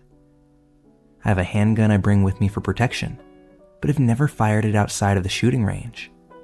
Never once had I been put in a position where I needed to, but my adrenaline immediately shot up.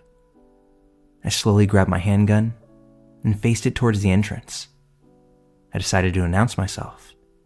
I yelled, "I have a gun, and I will shoot you in 5 seconds if I don't hear you run off right now and leave me alone."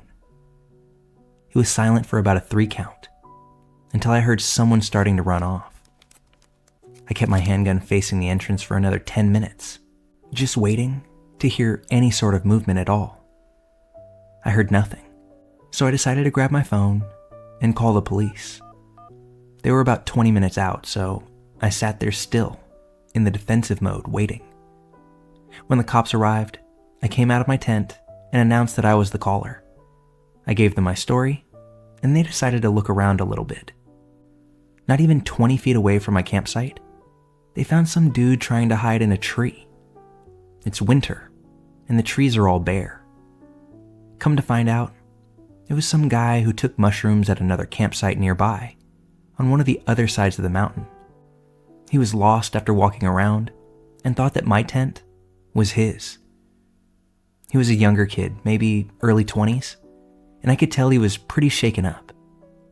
They arrested him, and as they were throwing him in the back of the car, he yelled to me, "Man, I'm sorry about that. That was all my bad." The cops asked if I wanted to press charges. I told the cops not to worry about it. I was pretty pissed about it. But even if this guy was lying about thinking the tent was his, I knew he was harmless. It was just some dumb dude who was high. Regardless of that, they arrested him. I packed up all my stuff and left the campsite right then and there. I knew there was no way I could have just fallen back asleep, as if nothing had happened. I'm glad it didn't turn into a situation much worse than this. I wanted to share the story for a couple of reasons. One, as a PSA for those that go camping by themselves, to make sure you have your just-in-case protection every time you head out. You never know when you'll need it. And two, make sure to use your psychedelics in a familiar and safe place. And if you aren't going to do that, maybe leave some breadcrumbs back to your own tent so you don't creep out someone that sleeps with their just-in-case protection under their pillow.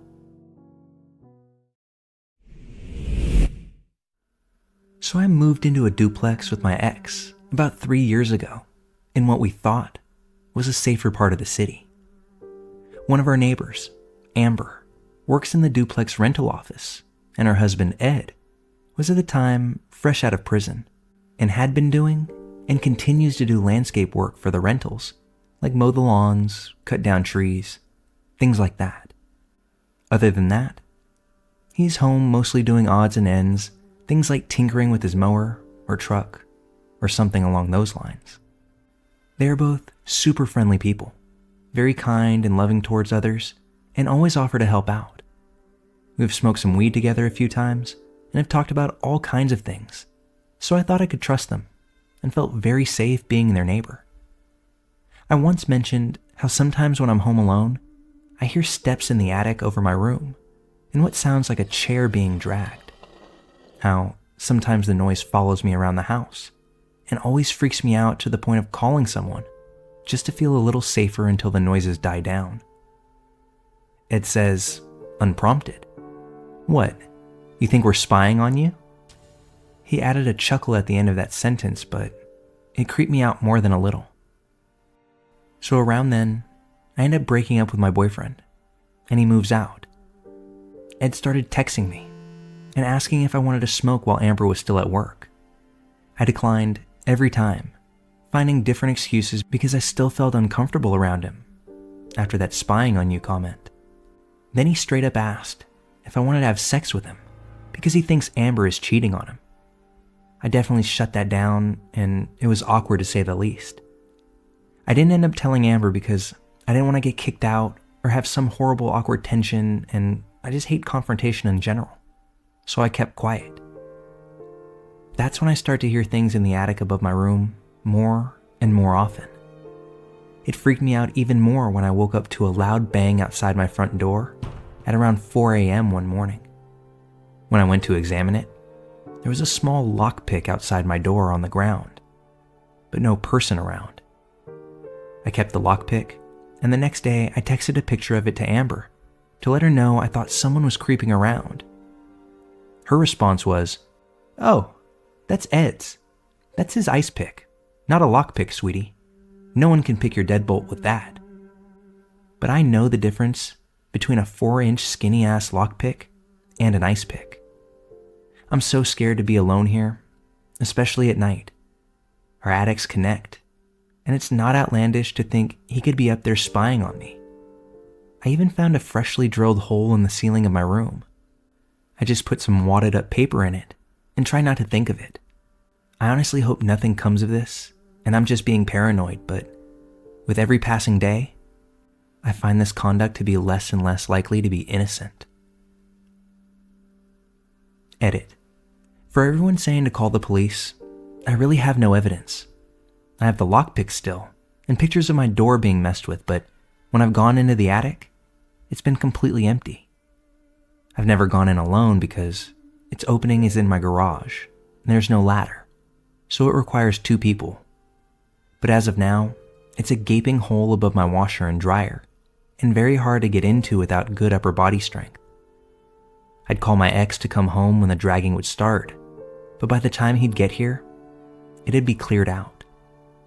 so I'm hesitant to report anything with no evidence. I find myself staying with my current boyfriend until I move out of this place in a few weeks, despite the fact that my neighbors are upset that I'm leaving. It's a strange feeling when you can't even treat your own home as your home. And I think that I'm done ignoring this feeling that I get when I'm there. Best to pack up and leave.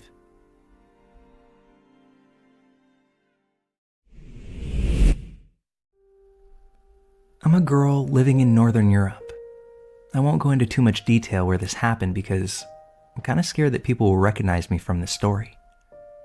This tale takes place in October when I had a part-time job in this research center. This was in a bigger city, not like in the middle of it, but it was a 30-minute bus ride from where I lived at the time. Keep in mind that the workplace was in an industrial area, so the only people that really spent time in the area were the workers from these companies. I worked all 3 shifts, mornings, evenings, and nights. But I did mostly night shifts because none of my coworkers really wanted them. And I'm a night owl anyway, so that 10 p.m. to 6 a.m. shift worked well for me. This particular incident happened on one of these night shifts. It was a Thursday night, and I was one of the 3 workers there that evening. We didn't work together. We were all in our own departments, doing different kinds of work. Also, relatively far from each other in the building. I worked at a chem lab, doing water analysis, so it was not any kind of customer service job. We were basically all alone, and it usually got really quiet and rather peaceful during these hours. We had no security guards, but it was quite impossible to enter the building without an identification card. All doors were locked, and everyone that worked there had these cards where you'd hold them in front of the sensor on the doors, and they'd open. But you weren't opening those doors without your card.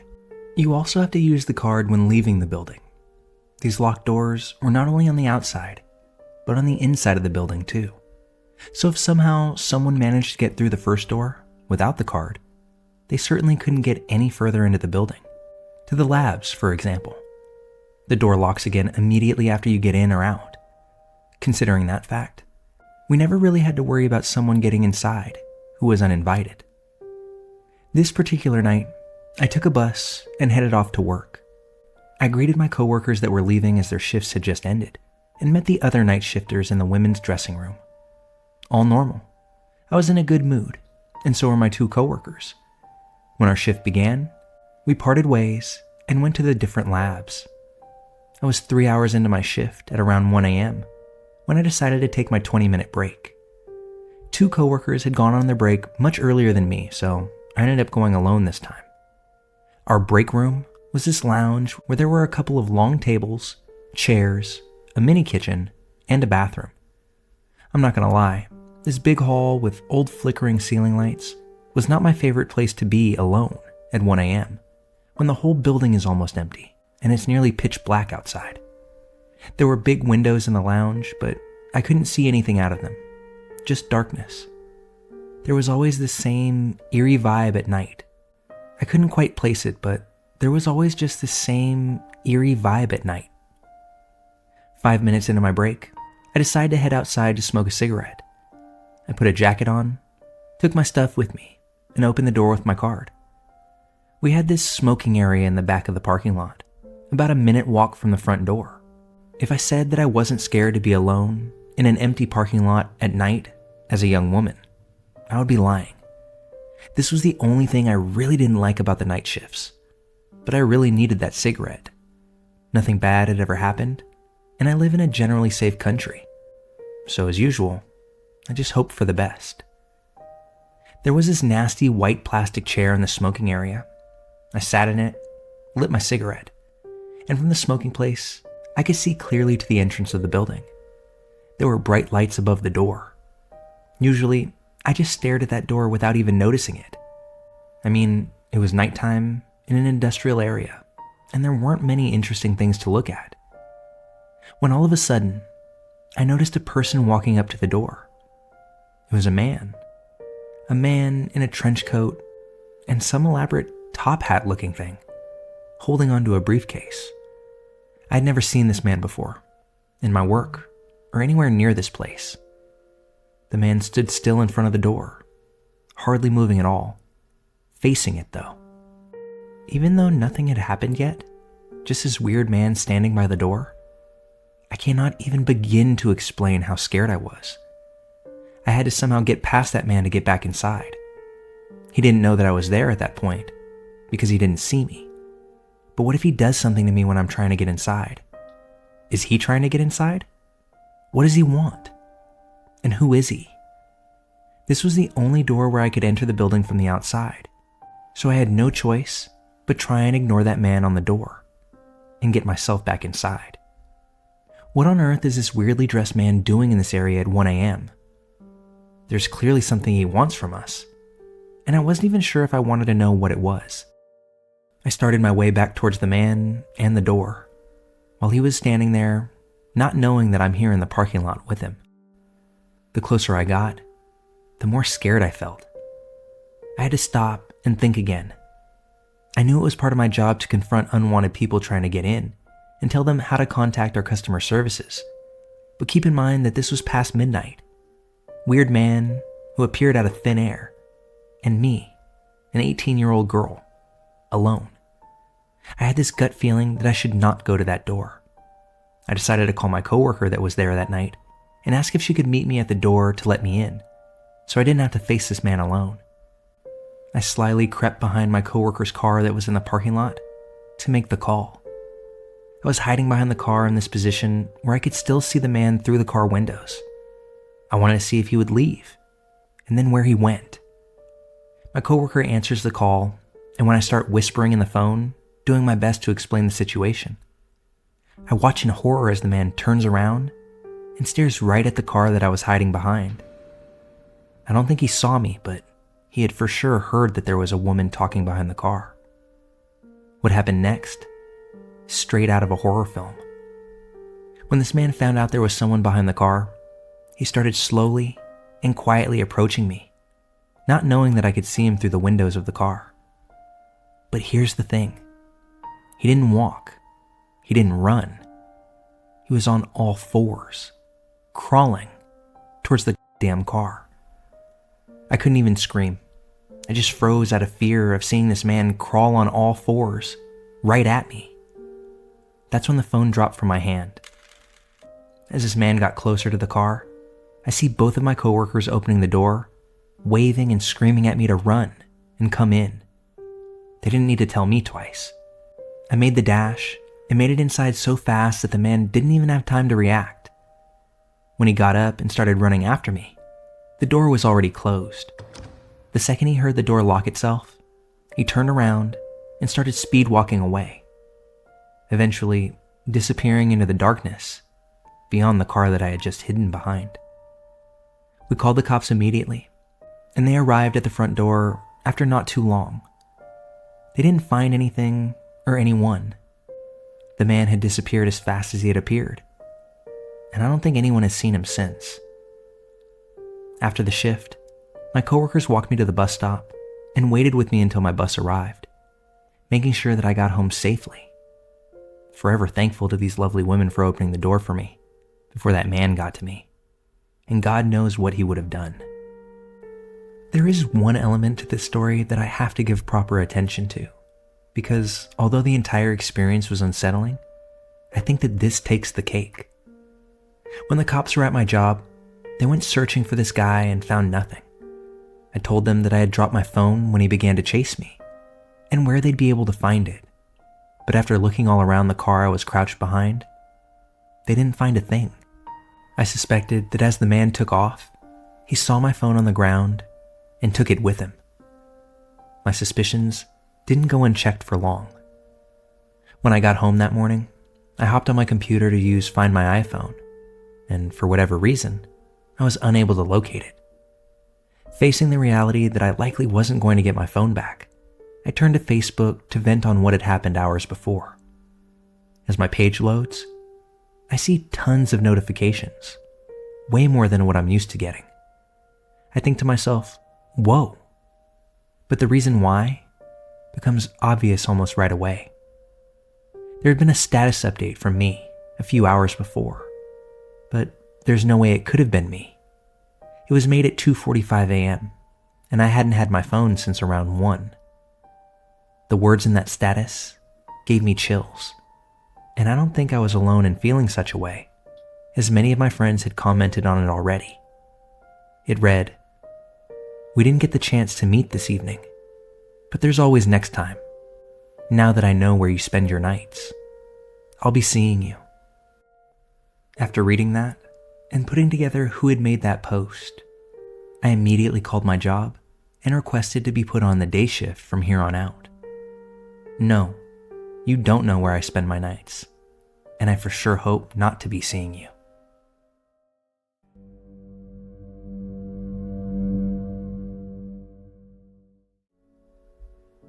This story happened in late 2015. I was working as a graphic designer for a very small startup company in rural New York State. Just 4 of us in a rented building that the owner shared with a computer repair shop. I happened to be the only female, which I was fine with. A nice group of geeky sweethearts. I'd been there maybe a month and worked closely with a web programmer. He was a young fella, around 23, and a gentle giant type. Tall, husky, muscular guy with tattoos and a shaved head, but super sweet and laid back. We'd often take smoke breaks together and shoot the shit. I didn't know much about his home life other than he'd just moved in with his new girlfriend. She'd usually pick him up after work, but if she ended up working late, he'd have to walk home by himself along the highway in the dark. When we found this out, the boss immediately started offering him lifts. I wondered what his situation was. Lost car or license? But I didn't want to put him on the spot to ask. He was kind of a shy guy in the first place. Anyway, time passes, and one day the boss wasn't in, so I offered to drive him home. His rental is a small house behind a boarded-up car wash in the boonies. You had to drive down a short, dark private road to get to it. You would actually never have known the place existed, were you just driving by.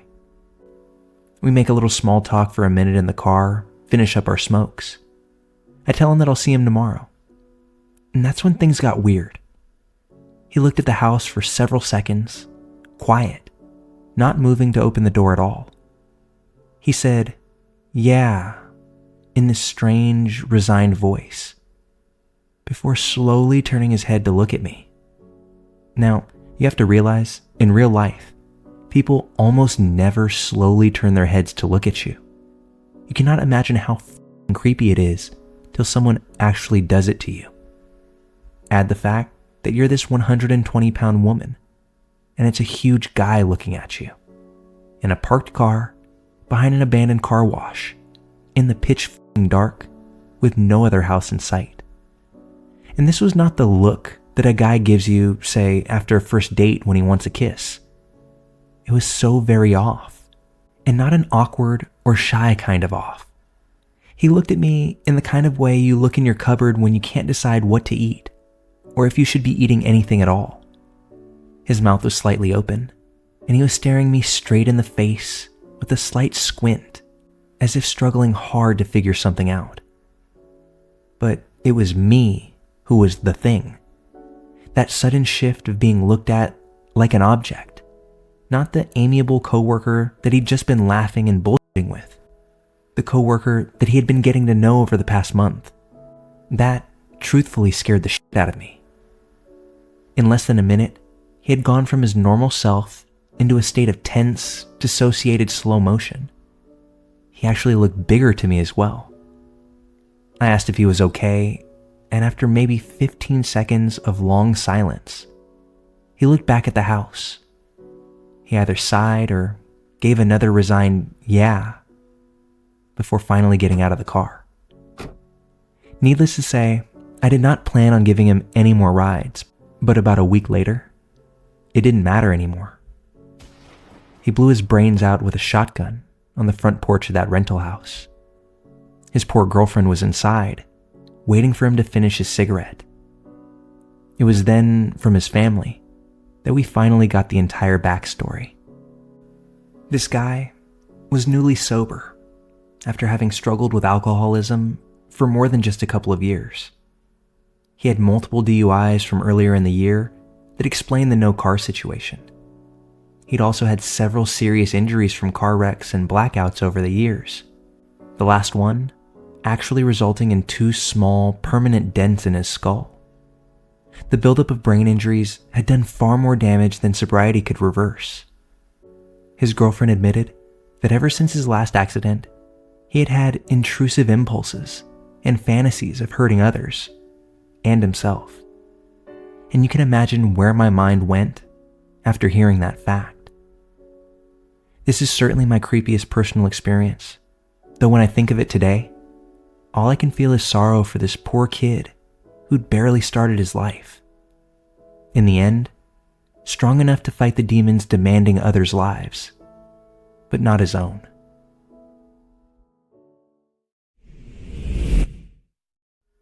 Back when I had just finished college, I was living in a 1-bedroom townhouse. I met a guy on Plenty of Fish, and at that time, I wasn't exactly smart about my online digital footprint. Not like it really changed, but at least now, I'm not as ridiculous. Anyway, he seemed like a decent guy. He was really good looking, said he had a good job, nice teeth, and looked like he cared about his personal health. All things I would typically look for in a guy. I wouldn't say that I'm a shallow human being, but I like to be presentable. And if I'm with someone, I'd like for them to be presentable as well. Well, after about a week of chatting online, we agreed to meet. We met at a restaurant downtown, which was really far from where I lived. When I got there, I noticed him standing at the door. We sat down to eat, and the evening went great. At the end of the date, we said bye, and I got into my car and began my drive home. I realized right away that he was following me. Because of the distance to my house, I wasn't immediately scared because it's a big city. Maybe he'll turn off the freeway. But he didn't. My exit was coming up, and I decided not to take it. I kept driving. I circled the entire city on the freeway, and he stayed right behind me the entire time. I was beginning to panic a bit, so I decided to go to my friend's house instead of mine. And when I pulled off the exit, I noticed that he didn't. So I had a little bit of a moment to breathe and decided, okay, screw it. I'll just go home. I took the off-ramp, made a loop back onto the freeway, and started heading back towards my exit. I got home and showered and was getting ready for bed. And that's when I started feeling dumb because, was that really him? Was I overreacting? Do I ask him if he was following me? Just a number of things were racing through my overactive imagination. So I decided that I was going to message him and just say, had a good time. Good night. But when I began typing that message, all of a sudden, a message came through to my phone. A picture of my car outside my house. I nearly died. My heart jumped out of my chest. I started shaking. I didn't know what to do, what to say.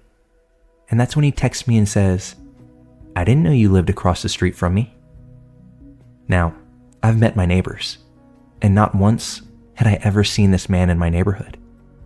There's a huge apartment complex kitty corner to my townhouse, so maybe that's where he lived? I don't know, I feel like I'm being generous with that one. I popped up and went to look outside, and there he was, just standing there, like he was waiting for me. I opened my door, and he asked if he could come in and if I wanted to still hang out. I told him that I was exhausted and that I'd rather just crash out, as it had been a long day. The next morning, I woke up to go to work, and when I go outside, I see that the windshield on my car had been smashed. My car was keyed, my back 2 tires were slashed. And as I was noticing the damage to my vehicle, guess who pops out of his car with 2 coffees, and he says, "Oh, I thought I'd surprise you with some coffee today." So, to start my morning, I'm a bit more than just freaked out. I called the cops and reported the damage to my vehicle. This guy offered to drive me, and something in my gut was like, don't you dare get in that car. So I called my boss, explained the situation as best as I could, and told him that I wasn't going to be there until after the police came. All the while, this guy just hung out the whole time. When the police finally got there, that's when this guy started acting really suspiciously. He walked away and seemed almost as if he were hiding on the other side of his car. I filed the report with the police, and they basically said, "Hope you have insurance," and they were on their way to leave. They pulled around the corner, and as I'm trying to figure out how I'm going to get myself to work, that's when I hear the siren and the cop's lights turn on. I hear one cop scream, "Freeze! Put your hands in the air and get down on your knees."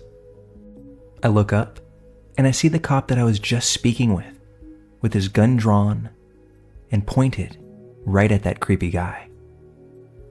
After they have him cuffed and put in the back of the car, I speak with the cop again and learn a little bit more about the situation. Turns out, the guy that I went on a date with was wanted for stalking, breach of probation, assault with a deadly weapon, fraud, and an aggravated assault charge. I was absolutely shaken. It took me a couple of days to get over the hypothetical situations that could have happened.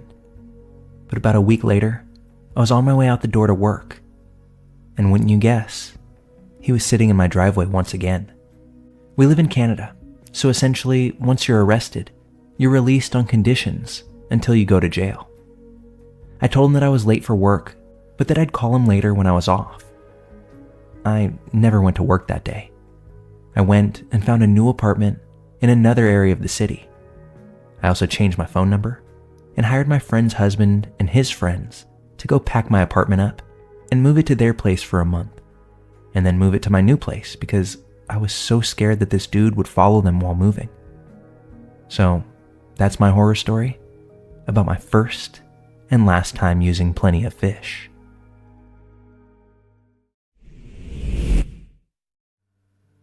So about 9 years ago, my boyfriend, who's now my husband, and I were driving cross country from California to Florida.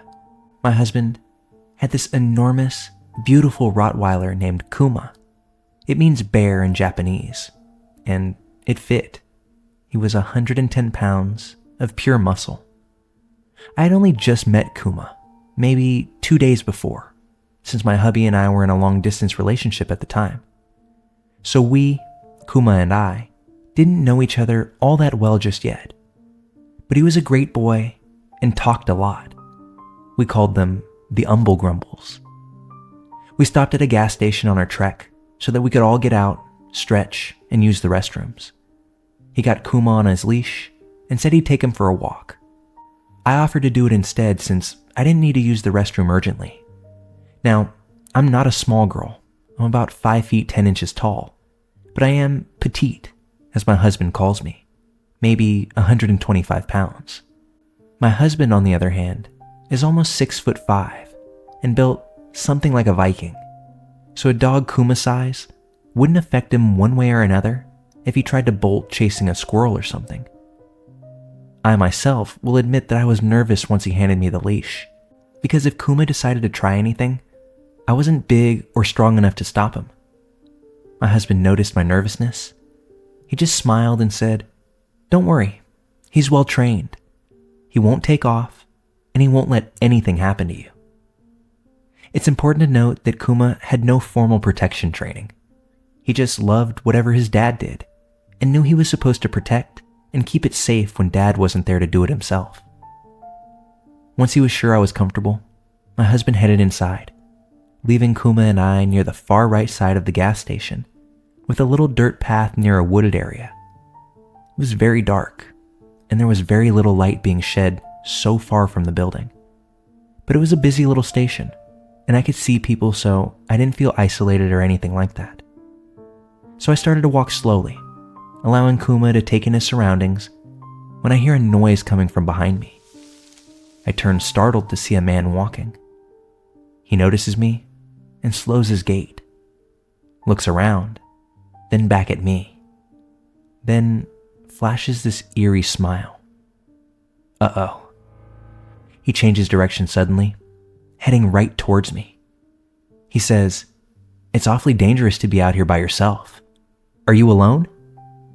Something in his eyes told me to run. Run. Just as I'm about to bolt, and start hustling towards the people and lights at the station, I hear another sound.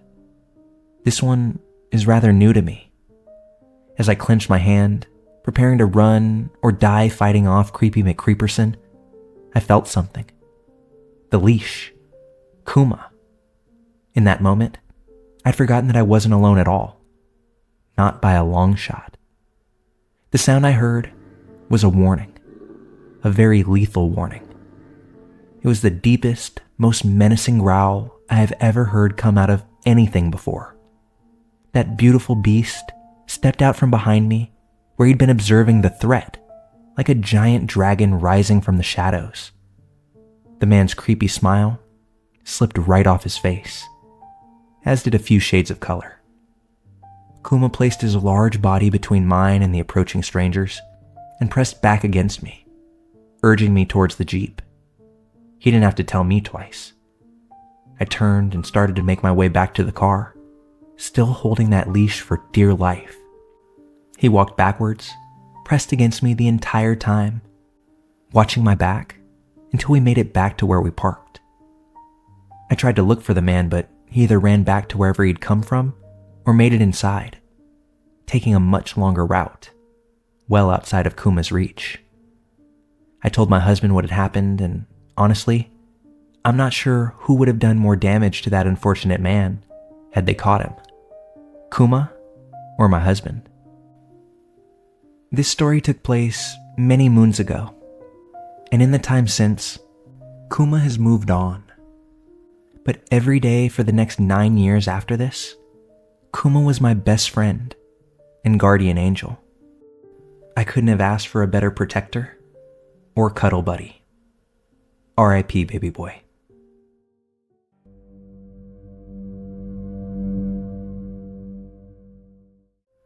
In 2007, when I was 12 years old, my family and I took a trip to Key Biscayne, Florida, with some of my cousins and family friends. Naturally, while at the resort, my cousins and I would spend time at the kids club, where there were always a bunch of kids to hang out with, epic chicken fingers and ranch dressing, and fun games for us to play. There was the director of the kids club who watched us and facilitated all of the activities there. His name was Dan. In retrospect, Dan was a major f***ing creep. He was around 40 years old, tall and skinny, and was badly balding. The worst part is that sometimes he had us call him Dan the Animal Man. Side note, these sort of memories leave me in awe of just how naive and blinded to danger I was as a kid. If I ever met this guy now, I wouldn't want to get within 5 feet of him. Yet there I was as a 12-year-old, thinking he rocked. Time is a wonderful thing for these realizations. Anyhow, I digress. It was made clear to all of us that for unknown reasons, Dan was leaving the hotel in a week. None of this fazed me as a kid. But on our last day at the hotel, I lost my cell phone. It was a bright blue, chocolate cell phone, if anyone's old enough to remember those. I quickly told my parents that I couldn't find my phone, and considering this was already the second phone that I would have lost that year, my mom yelled at me and told me that if I didn't find it, I'd be grounded once we got home. I hurriedly ran around the hotel looking for my phone, and along my way, I went into the kids' club to see if anyone had found it. The room itself, that was typically bustling with kids and activity, was eerily quiet and empty.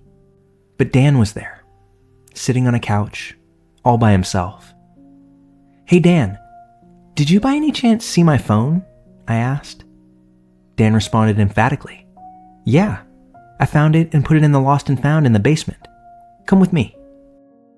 Thinking absolutely nothing of this, I mindlessly followed Dan as he led me around the back of the hotel. We walked for about 3 minutes and arrived at the foot of a stairwell leading into the basement. We were standing at the back of the hotel in a strange area, and there was no one else in sight. "It's down there?" I asked, obviously confused. I was staring down a long flight of stairs leading into absolute darkness. The walls were made of unpainted concrete, and it looked like no more than a storage area, let alone a basement with a lost and found. Dan nodded and held the door open for me. motioning for me to head down the stairs first. Something in my 12-year-old self suddenly woke up. I'm not sure if it was instinct, fear, or just luck, but I immediately knew that I had to get the hell out of there.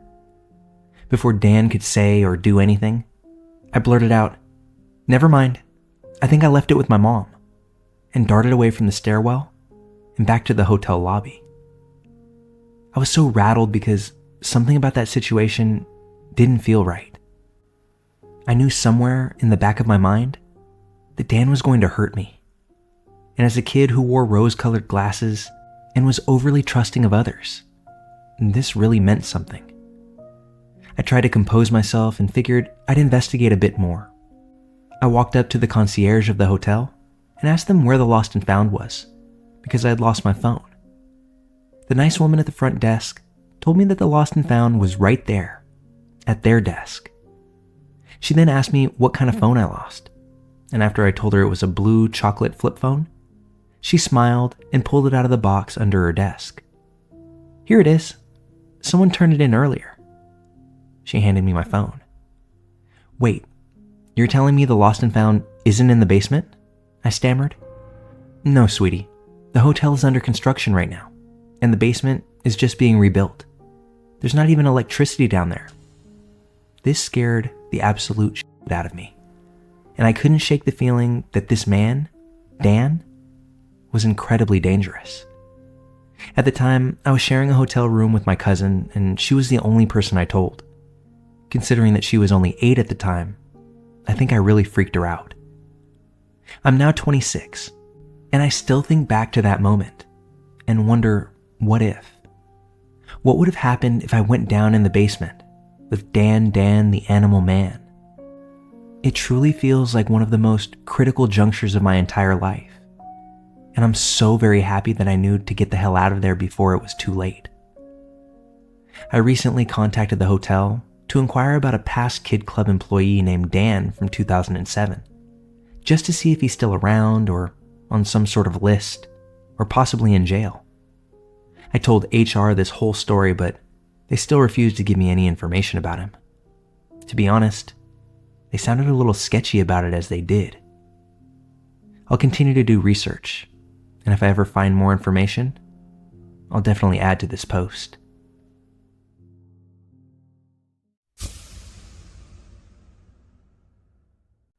This story took place about 15 years ago, when I had just come home from college on winter break. Home this time was not the house that I grew up in.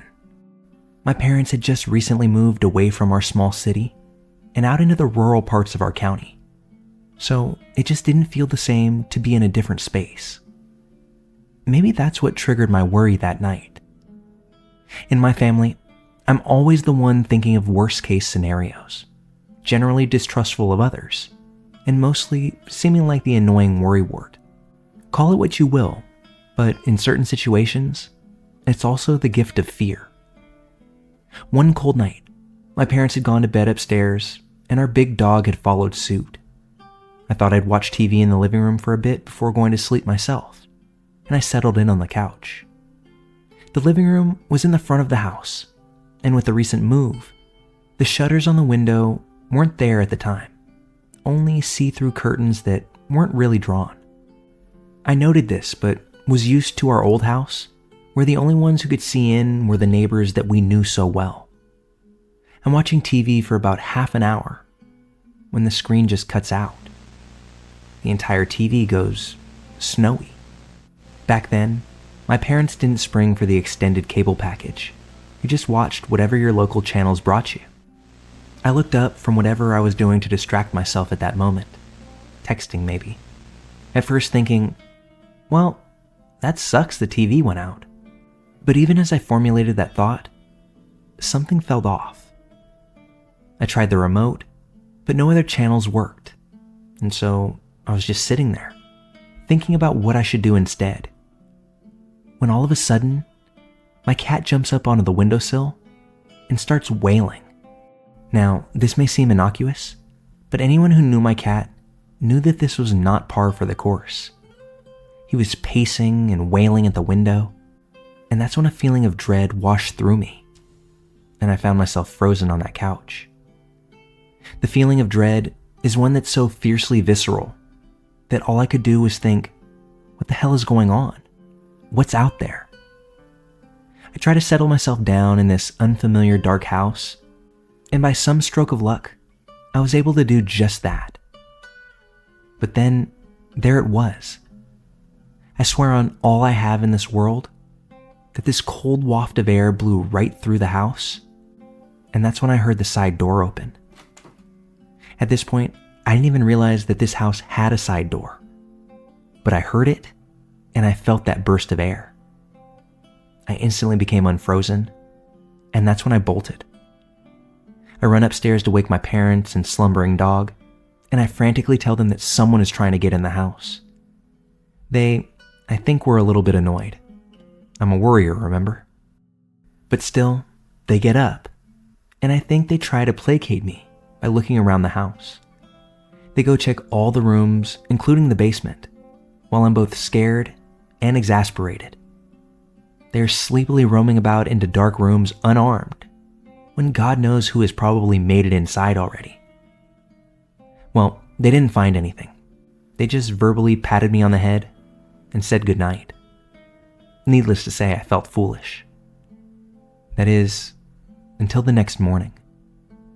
I don't know what prompted my parents to call the police, but sure enough, 2 officers showed up and asked me how I knew someone was out there. I start answering. Well, the cat was meowing a lot on that windowsill, and that's when my voice kind of just trailed off, waiting for the reaction that I usually get, which I got. The cop smirks. A cat, huh? Okay, bruh, get on with it. He goes on to say that someone cut the cable wires on the side of the house, that either the someone or someones thought they were disarming some alarm, or maybe they saw me sitting and watching TV and wanted to mess with me. And the side door? The muddy ground around the side of the house gave us the ability to see fresh tracks leading right up to it. The door itself didn't look like it had been messed with, but I know what I heard, whatever that was. I knew it, I said to my parents. The triumphant feeling was short-lived though, when I start to mull what I was so sure about had been true. True, I knew that someone was outside of our house in the dead of night the night before. True, I knew that our cable line was purposefully cut. What I didn't know, and still don't know to this day, is why these things were done. If I close my eyes, I can still feel that cold gust of wind sweep over me from that night. Did they make it in the house? What scared them off? What was the plan? All I know for sure is that when I visit my parents, who still live in that same house now, I check that side door every night. I also pay special attention to any strange cues that I pick up from the pets in that house. You know, just to be cautious.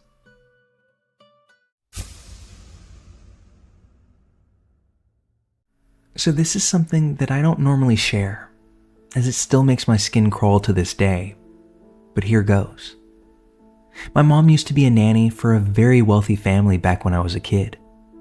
The parents of the kids preferred that my mom watch the children at their home, and compromised in allowing her to bring me with her to work, since she had no one to take care of me at home. During the years, my mom acquainted herself with their housekeeper, but always kept a distance because the lady seemed a little bit off. But my mom is so damn nice that she gives everyone a chance. Well, as the years go by, this housekeeper lady begins to tell my mom that I was such a beautiful young girl and so smart, etc. Blah, blah, blah. She then begins to mention her son more frequently, in which case my mom would change the subject because she had an idea where this conversation was going. But this woman was relentless. This lady would always say how her son loved to write and to draw and how handsome he was, but she wouldn't share much more than that. And to be frank, we really couldn't care less. Mind you, I was only about 13 at this time. My mom asked her bluntly one day, after becoming uncomfortable with the constant flaunting of her son, Why do you keep mentioning your son around my daughter?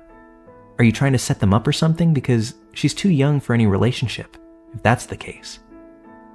Housekeeper lady instantly became defensive and said something along the lines that she had the right to talk about her son whenever she wanted to, and she was allowed to talk about his amazing talents, which I guess was true. My mom and I tried to move on from the subject and thought that maybe we were overreacting, so we tried to not let it bother us again. Fast forward a few months, and it would be hard for anyone to make the case that we were the ones overreacting. I remember that it was a weekend, maybe around 8 or 9 p.m., and I remember being at my dad's house because I spent weekends with him and my half-siblings. My mom calls my dad crying and terrified, and she tells him to make sure that I don't leave his sight and asks for him to be on high alert. She said she called the cops because a man came knocking on the door, asking for me. She said this man looked no younger than 30 years old. My mother expressed how angry she was at first thought, thinking that I'd been talking to this man behind her back. So she asked, "Who are you?" His response? "Oh, my name is Mark. In fact, I think you may work with my mom. Your daughter and I have been talking. She happened to give my mom her number so that we could text, and we're supposed to be catching a movie and dinner tonight." In case you didn't catch that, he admitted that he was the housekeeper lady's son. My mom immediately knew that he was lying and began shouting for him to leave. She knew very well that I'd never spoken to this man in my entire life, let alone agree to go out with him. He continued to hound my mom and became irate, insisting that we had planned a date for that night. Luckily, my older brothers were visiting with my mom and called the cops before confronting this man, which almost led to a physical altercation. But the guy fled to his car the moment he saw my brother stand up and go to meet him. Of course, he left the scene before the cops got there. And coincidentally, that housekeeper lady never showed her face at my mom's job again either. The only explanation we have as to how he could have found my mom's home is that his mom followed her after work or something of that nature, as my mom never shared that kind of information with anyone. While my family's involvement with this story ends here, this whole series continues down a horrific path. Fast forward a little more than a year from the night that that man showed up on my mom's porch. I get home from school one afternoon to find my mother in tears, absolutely shaken in our living room. I have no clue what's going on, so I ask her if she's all right. Through tears and fevered breaths, I'm finally able to make out what she's trying to tell me. She was reading the paper shortly before I got home when she read an article about a 37-year-old man who had been sentenced to 28 years in prison after being caught in the act of assaulting an 11-year-old girl from our community. While that story would be enough to shake anyone, it was the photo of the perpetrator that sent my mom spinning. Although it was in black and white, my mom easily made out that it was that guy that knocked on her door about 12 months previous. This guy had a particularly ugly record and was clearly on the hunt for someone young and vulnerable, and it seems as if his evil mother enabled his behavior. Although my mom did report the creep's mom to the cops the night that her son came looking for me, we have no idea whatever came of that lady. I just wish that guy would have been caught before ever being allowed to lay hands on a poor innocent girl. And I can't help but think that he would have most likely done that to me, had the circumstances allowed.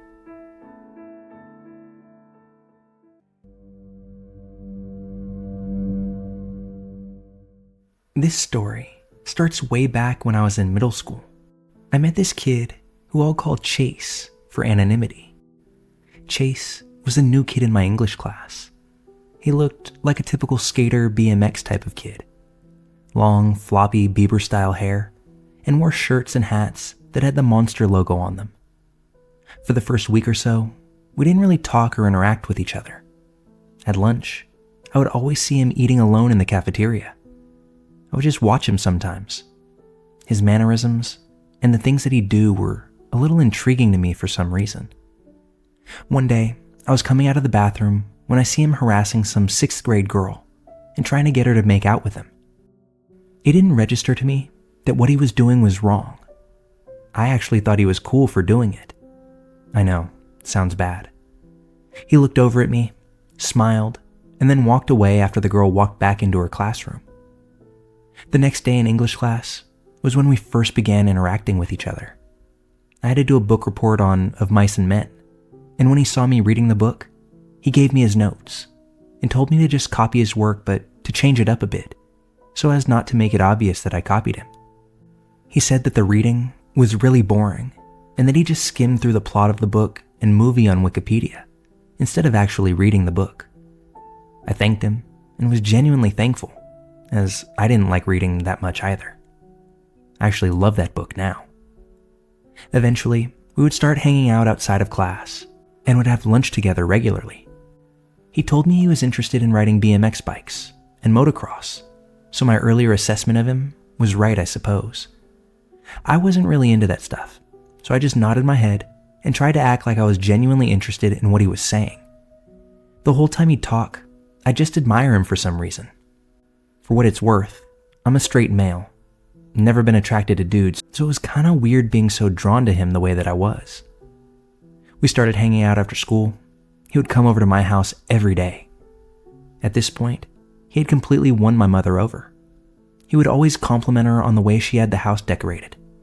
He would compliment her cooking, and would talk to her about the show Teen Mom 2, which my mom really liked to watch, and apparently, so did Chase. Over time, I started going over to his house as well. I wasn't as outgoing as he was, so I didn't immediately hit it off with his family, but they were nice people, and I liked them all the same. Chase would always argue with his mom.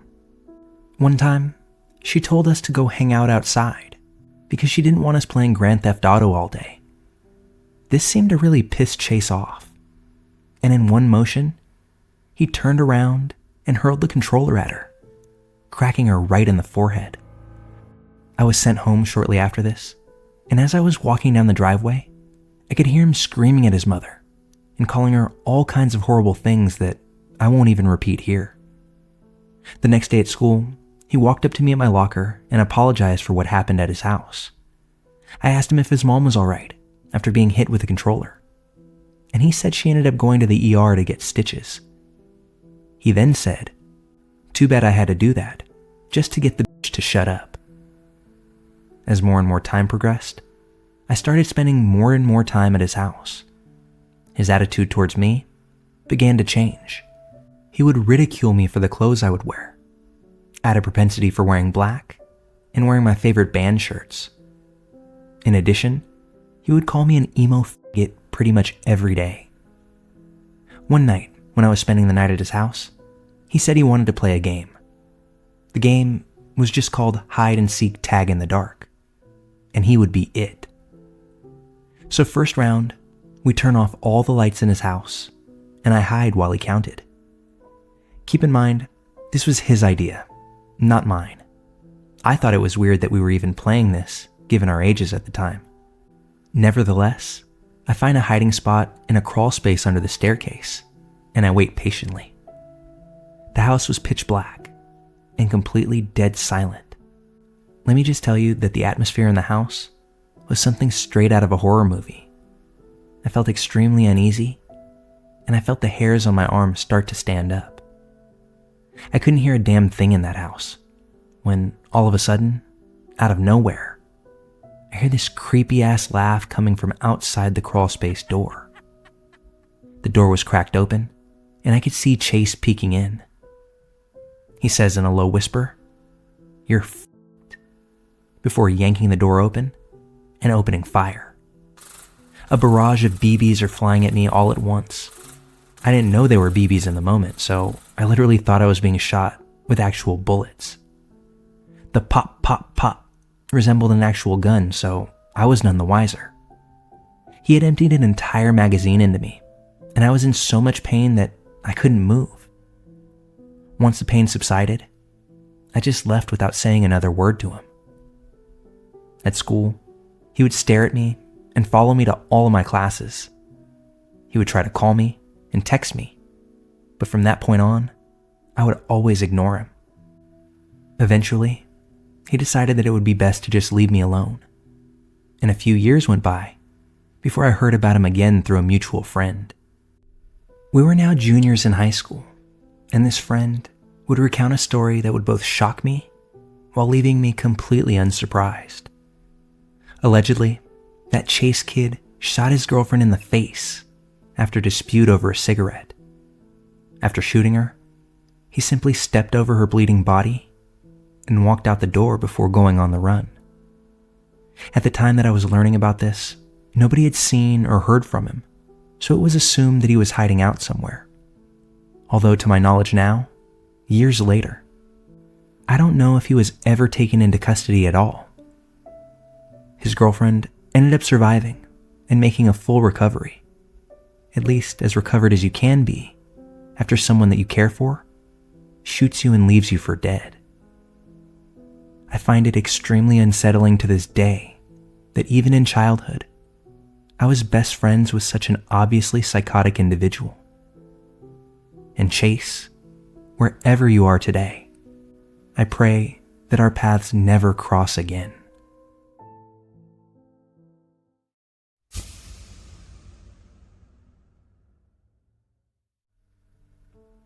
This happened a little while back, when I was no older than 15. I'd just discovered the rebellious act of sneaking out. This was probably my 4th or 5th time doing so. And this one night, I decided to go and meet up with my boyfriend. At this point in time, we weren't together, but we did like each other. And you know how that goes. When you're with someone you like, you tend to not really pay attention to what's going on around you. The night starts out fine, and we're having a good time. I don't remember exactly what we were talking about because we had gotten pretty high, but I do remember what happened. We'd met up and gone to this elementary school that had a decent-sized field on it, with some hills and trees towards the end. It's important for me to explain this in order for you to understand how the things went down. From where we were sitting, we had a clear view of the school, as well as the school's basketball court.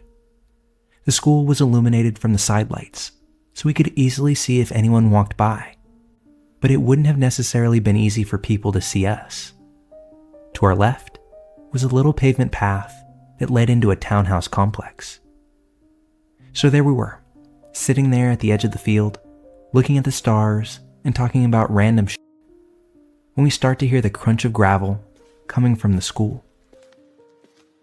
Because we were high and paranoid, we immediately turn our attention to the illuminated basketball court. We watch as this guy walks by with his bike and doesn't seem to notice us. After he passes, we almost instantly forget about him and resume our talking, laughing, and overall, just being a bit too loud. Perhaps 10 minutes later, we hear that same crunch of gravel, so we go silent and turn our gaze towards the school. Once again, it's the bike guy. But this time, once he reaches the basketball court, he doesn't keep walking.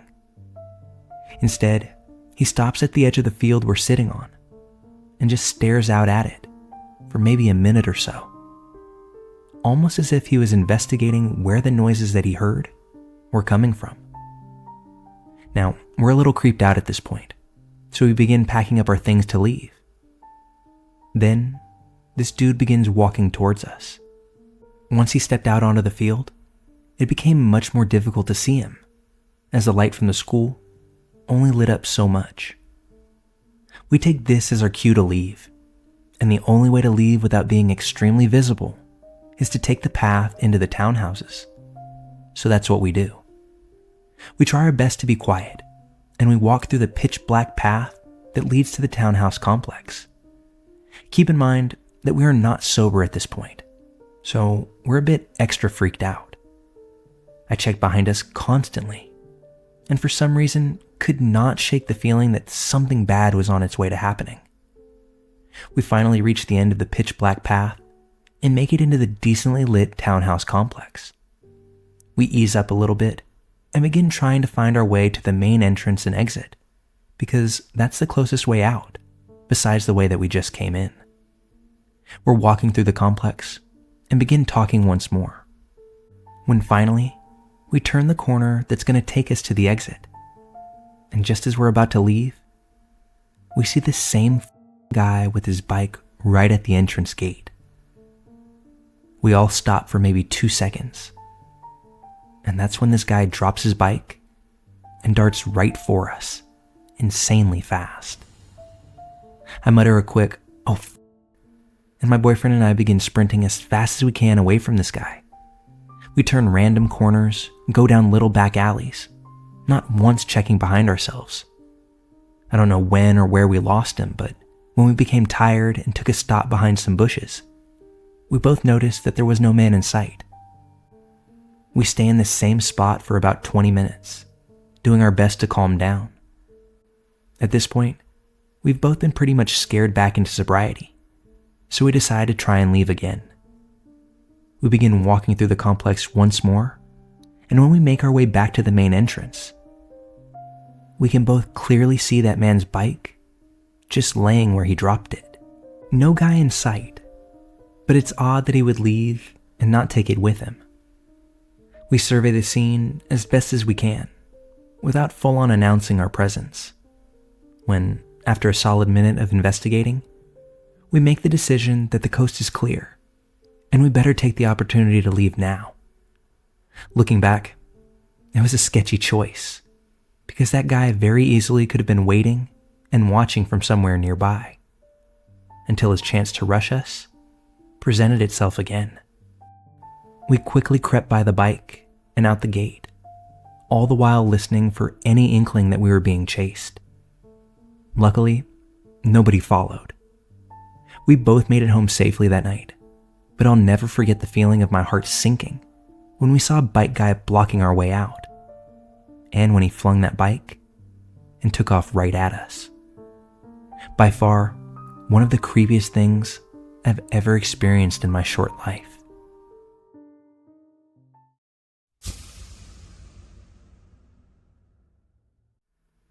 While I have to keep this post very general, I have the need to share it. Long post and first timer, so please be kind. Also, keep in mind that I was 22 years old at the time of this happening, and not even out of grad school when it all went down.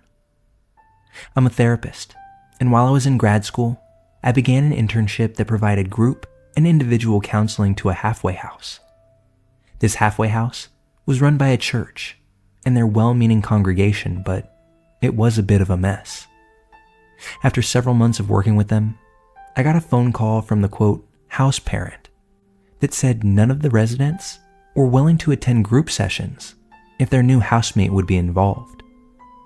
The house parent made some comments about typical house drama, so I wasn't too worried about it, and just told them to go ahead and bring the residents to the clinic, and I would work with the new housemate privately to figure out what was going on.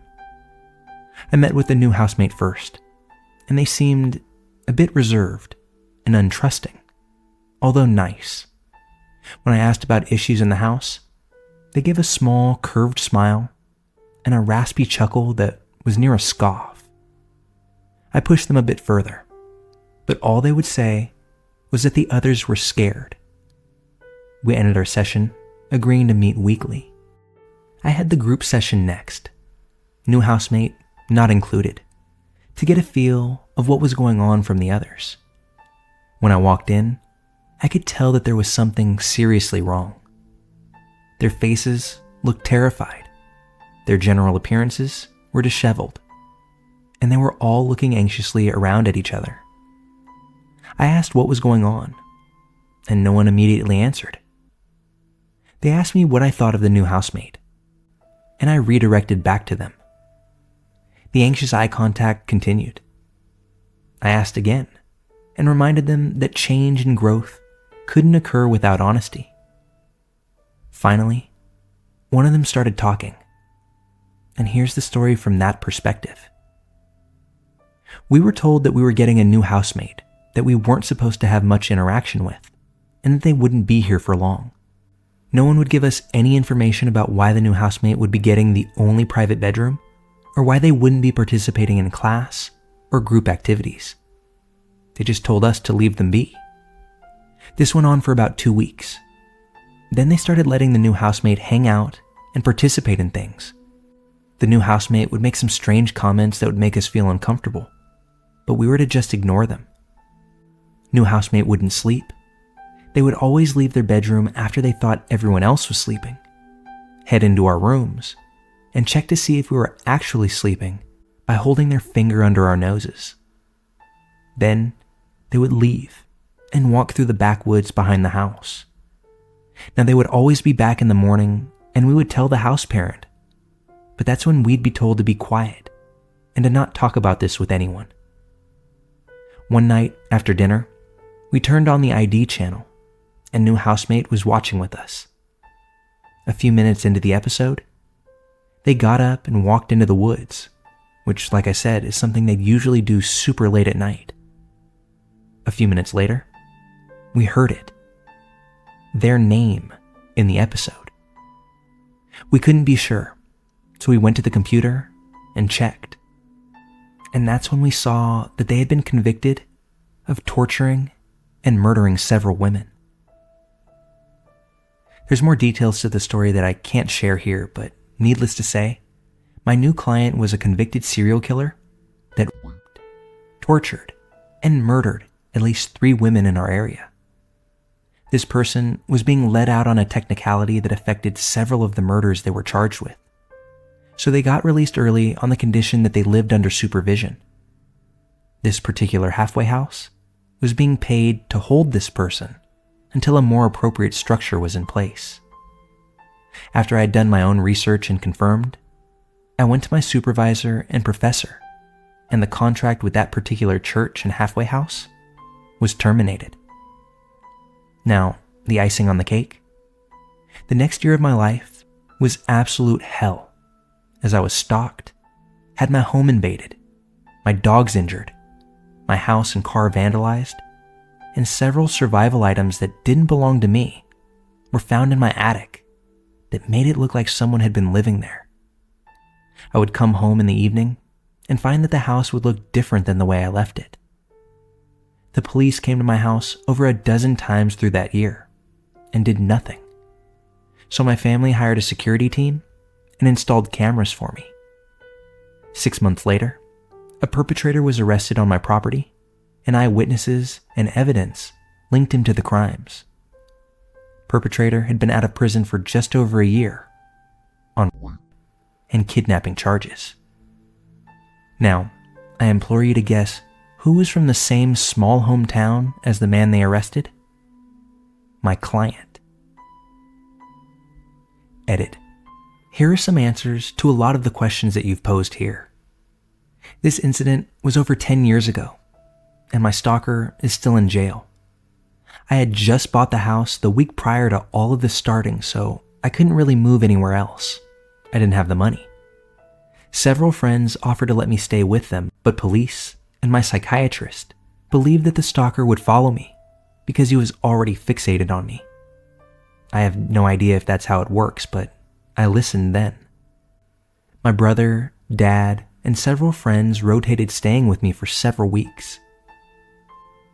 There was no evidence of a connection between the stalker and serial killer besides the town that they grew up in, but my brain sometimes begs me not to believe that.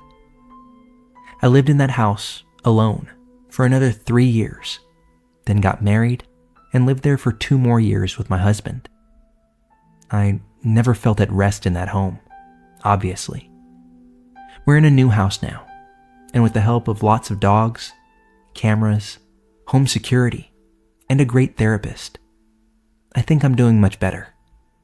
Though I do have night terrors from PTSD on occasion. The reason I was told that they weren't stopping serial killer from walking was because they were about to be transferred and the house didn't want any big scenes or drama when the person was going to leave. Which doesn't make a whole lot of sense to me, but whatever. In terms of who this person is, I left out or changed up 2 major details that would be easily Googled to find out who they are. Happy hunting.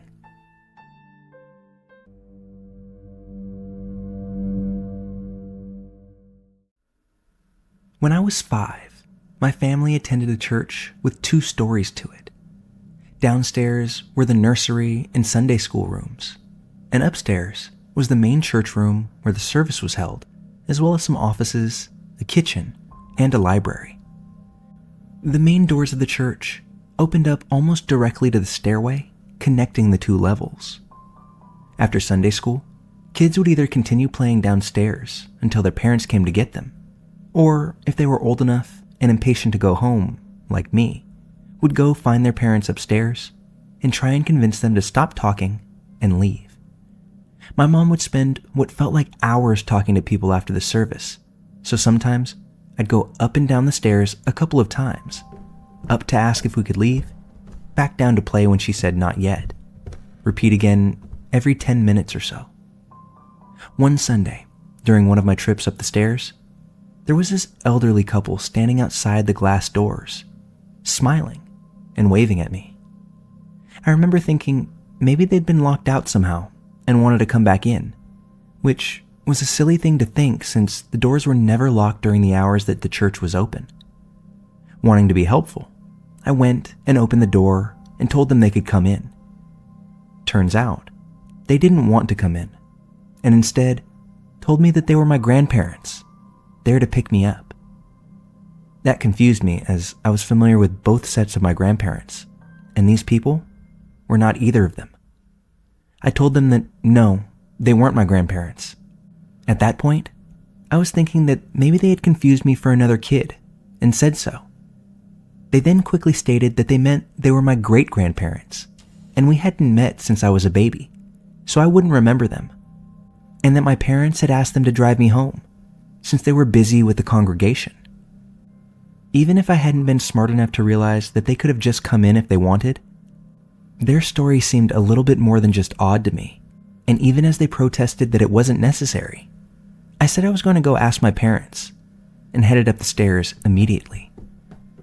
My mom was still talking to a group of other churchgoers, but after literally tugging on her sleeve for maybe about a minute, I was able to get her attention and announce loudly, and at that point probably impatiently, that my great-grandparents were there to pick me up, and asked if I was supposed to go with them. She looked confused, then concerned, and told me my great-grandparents were not there to pick me up. It's impossible, since they were already deceased, which pretty quickly put a stop to the discussion about raising money for a stained glass window for the church or whatever she was talking about beforehand. My mom and some other adults went back with me to the door, but the couple was no longer there. Since I couldn't really describe them any better than old, white hair, looked friendly but not my grandparents, it was just sort of uneasily put down to them mistaking me for someone else. From then on, despite my impatience to leave, I stayed downstairs until my parents came and got me. I remember being concerned about it for a while, but my mom would discourage discussing it, saying that those people obviously just made a mistake. I suppose it is possible that that's all it was, but I've always remembered that it felt wrong, how insistent they were, that they were there to pick me up. I guess I'll never know for sure, although I'm glad that even as a kid, I knew not just to leave the church with them.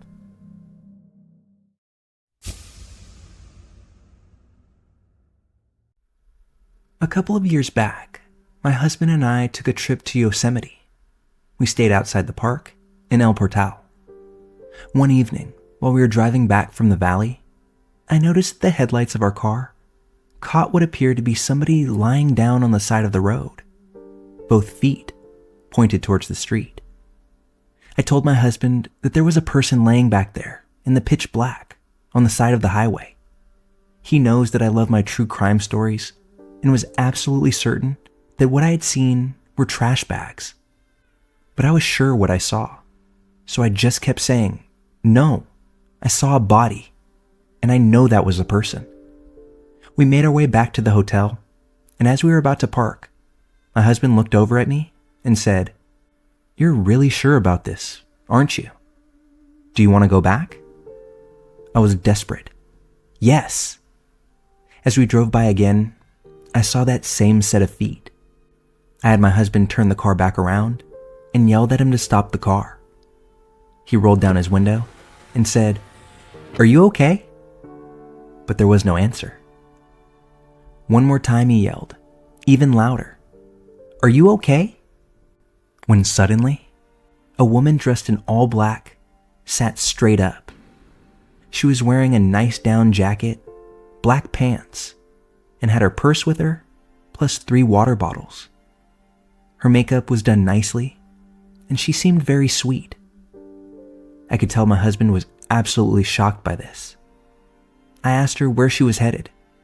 She said that she was trying to get to the Chevron station up the road, and that her mom was going to meet her there to pick her up. This woman looked to be in her late 40s, just for context. I knew something weird was going on because where we found her, the Chevron gas station was still another 7 miles away. She said that in her mind, she thought it was only about a mile from her hotel, and that it was a distance that she could walk. We offered her a ride, and she climbed right into the back seat, although not before I grabbed a thick scarf to wrap around my neck, and some pepper spray. As we drove, we tried to ask her questions, just a little chit-chat. I asked why she was laying on the side of the road. She said she had gotten tired of walking and had simply laid down, ready to give up. It was winter out, and she had no hat or gloves with her. I could tell that she was very fragile. Maybe not in a physical sense, but mentally, that's what kind of keyed me in. Once we arrived at the Chevron station, she thanked us and hopped out of the car and sat on a bench in front of the closed Chevron. We offered to stay with her until her mom arrived, but she said she'd be fine. I reminded her that there was no cell reception in the area and triple-checked that she didn't want us to wait with her. She passed at every opportunity we gave her. So we packed up and drove back to our hotel. That's when I noticed that there were now 2 police cars in the parking lot. They hadn't been there the first time we arrived back from the valley that evening. I told my husband I knew they had to be there for that woman. I calmly walked over to one of the cars and asked if they were looking for that woman. The officer told me that they were and asked if I'd seen her. I explained the situation and that I really felt like the woman had something very bad happen to her. He thanked us for picking her up and giving her a ride.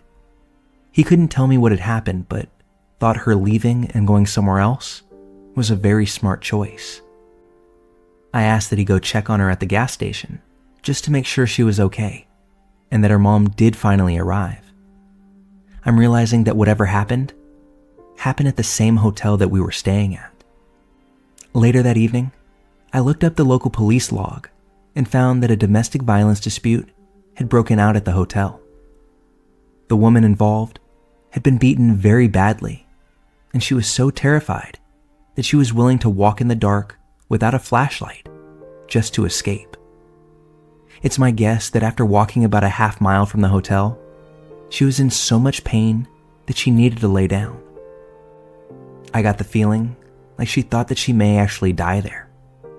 She couldn't go back to the hotel because she had already escaped and gone to the front desk to call her mom. Her husband, or whoever it was that she was running from, knew that she'd been there and would have come after her. The front office called the police for her while she made her escape. It's my understanding that the man who hurt her was indeed her husband and was arrested at that hotel. I always wondered about her and whether she went back to him. Did her mom pick her up that night? Is she safe now? And while it hasn't happened since, I'm pretty sure that if I ever tell my husband that there's a body on the side of the road, he'll be much more likely to listen without question.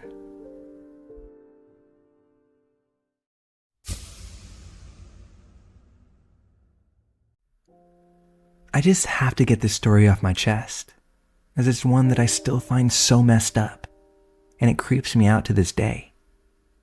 It all came flooding back to me tonight, just like it happened yesterday. My then wife and I used to visit her parents in a state up north, about a 4-hour drive from us. They lived in an old, nice big house with rolling green hills in the backyard and big oak trees all around the property. We always stayed in the apartment above the garage, but this trip, they told us that they were renovating the apartment and had us stay in one of the bedrooms within the house. We usually stayed for a few days, so we brought luggage with us. That night, my wife was downstairs with her parents, and I was upstairs in our room, putting clothes in the dresser, when I came across some pictures in the bottom drawer. These pictures were not in family photo albums. They were just loose in one of the drawers, although I'm pretty sure they were not meant to be found. They were pictures of my father-in-law inserting objects into my mother-in-law. Now, on its surface, already something messed up, but here are the 3 things that were really f***ed up about these pictures. 1, these objects weren't your standard play toys that most of us are used to. He was inserting a tennis racket, a wine bottle in another photo, I think a stuffed animal, and some other f***ed up stuff. Needless to say, I freaked out. I didn't look at any more of the photos, just quickly put them back into the drawer that I found them in. The second creepy thing about the pics were the smiles they had on their faces. Both of them. It was almost like they were, like they had extended smiles. Like in the horror movies, where a girl's lips are cut on each side to make her smile wider. Or that creepy clown on the American Horror Story. Just seriously nutty smiles. Almost as if they were painted on their faces. What the f*** did I just see? Now, I know that no one was around when I was looking at them, or standing in the doorway watching me. This adds relevance to what I'm about to tell you in a bit. But the third messed up thing about these pics is that her dad was retired from a very high-profile job, and they were both very conservative people. I could never, ever see him doing something like that, let alone her mom participating in it. Okay, so I walked downstairs, still freaking a bit, but managed, with some alcohol, to have dinner with everyone and save some face. I remember everything was normal, like any other time we visited. The night wrapped up like any other time, and we went to bed later that evening. During the night, I was woken up by something that freaked me out even more. My mother-in-law was standing at our doorway, just staring at me, with that same f***ed-up smile. What makes it worse? She was holding a wine bottle and a fucking tennis racket. I flipped right there. I couldn't move though. I felt almost paralyzed. I closed my eyes tight, and when I opened them, she was gone. My wife was still sleeping, snoring even, and I didn't have it in me to wake her. Now, I'll admit, this felt real. This seemed so real. I wasn't drunk at all, but it's up for debate whether it was in my head or not. Although if I had to stake my life on it, she was absolutely there in that doorway. At the time, I had all those questions in my head like, did she see me looking at the pics? That's too crazy coincidental. And I fucking know all of them were downstairs at the time that I was looking. Anyway, the next morning, I'm the last one up and head downstairs for breakfast. As I'm buttering up my toast that morning, I realized that my wife is really mad at me. It was a little out of character because she seemed to pick a fight with me for no reason. I think it was about the supposed shoddy job that I did building a wall at her parents' house the previous summer. But that was bullshit. She knew it, they knew it, and I knew it. I do very good work, but she kept on about it. And her parents just sat there, kind of smiling, all the while we were arguing like it was nothing. I remember looking at all of them like, what the fuck is going on here? It's something that felt like a big conspiracy. Me and my wife never argued like that before, and even if I built that wall with cardboard, something like that would have never turned into the argument that it did. We were all rather laid-back people, and that would have been a joking kind of thing, but my wife was on a different level that morning, and her parents were like twice as weird, just sitting there the way they were. Her parents' demeanor freaked me out even more than the yelling act my wife was putting on. I felt somewhere between pissed off and traumatized by then by the whole situation. So I went upstairs, packed my things, and left the house. Mind you, with no objection from the wife or the in-laws. Not a word, which was super weird in and of itself. I got into the car and ended up driving back home 4 hours by myself, getting more and more creeped out with each mile. My anxiety built. Was it the fucking pictures? Did her mom manipulate the whole thing because of her weird American Horror Story ass the night before? No phone call from the wife the whole way home. No contact, no nothing. I did leave a "what the f*** is wrong with you people today" message on her parents' landline. It was 100% weird in that kitchen that morning. By the time I made it home, I remember I was ready to leave my wife for sure, and I knew that I never ever wanted to see my in-laws again, even though I liked them both a lot before, and we seemed to get along really well. My wife came home a couple days later, I think. We made up on the phone, and she apologized, I think, but I wasn't there by the time she got back to the house. Long story made short, we ended up getting a divorce not long after that.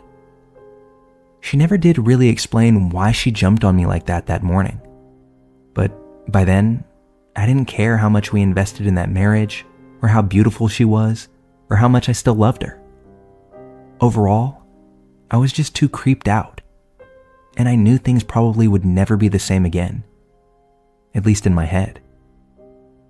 I never did see my in-laws or my ex-wife again, or ever tell her what I saw in the drawer that evening. It's been almost 2 decades now. I suppose in a way, it's too late for answers now.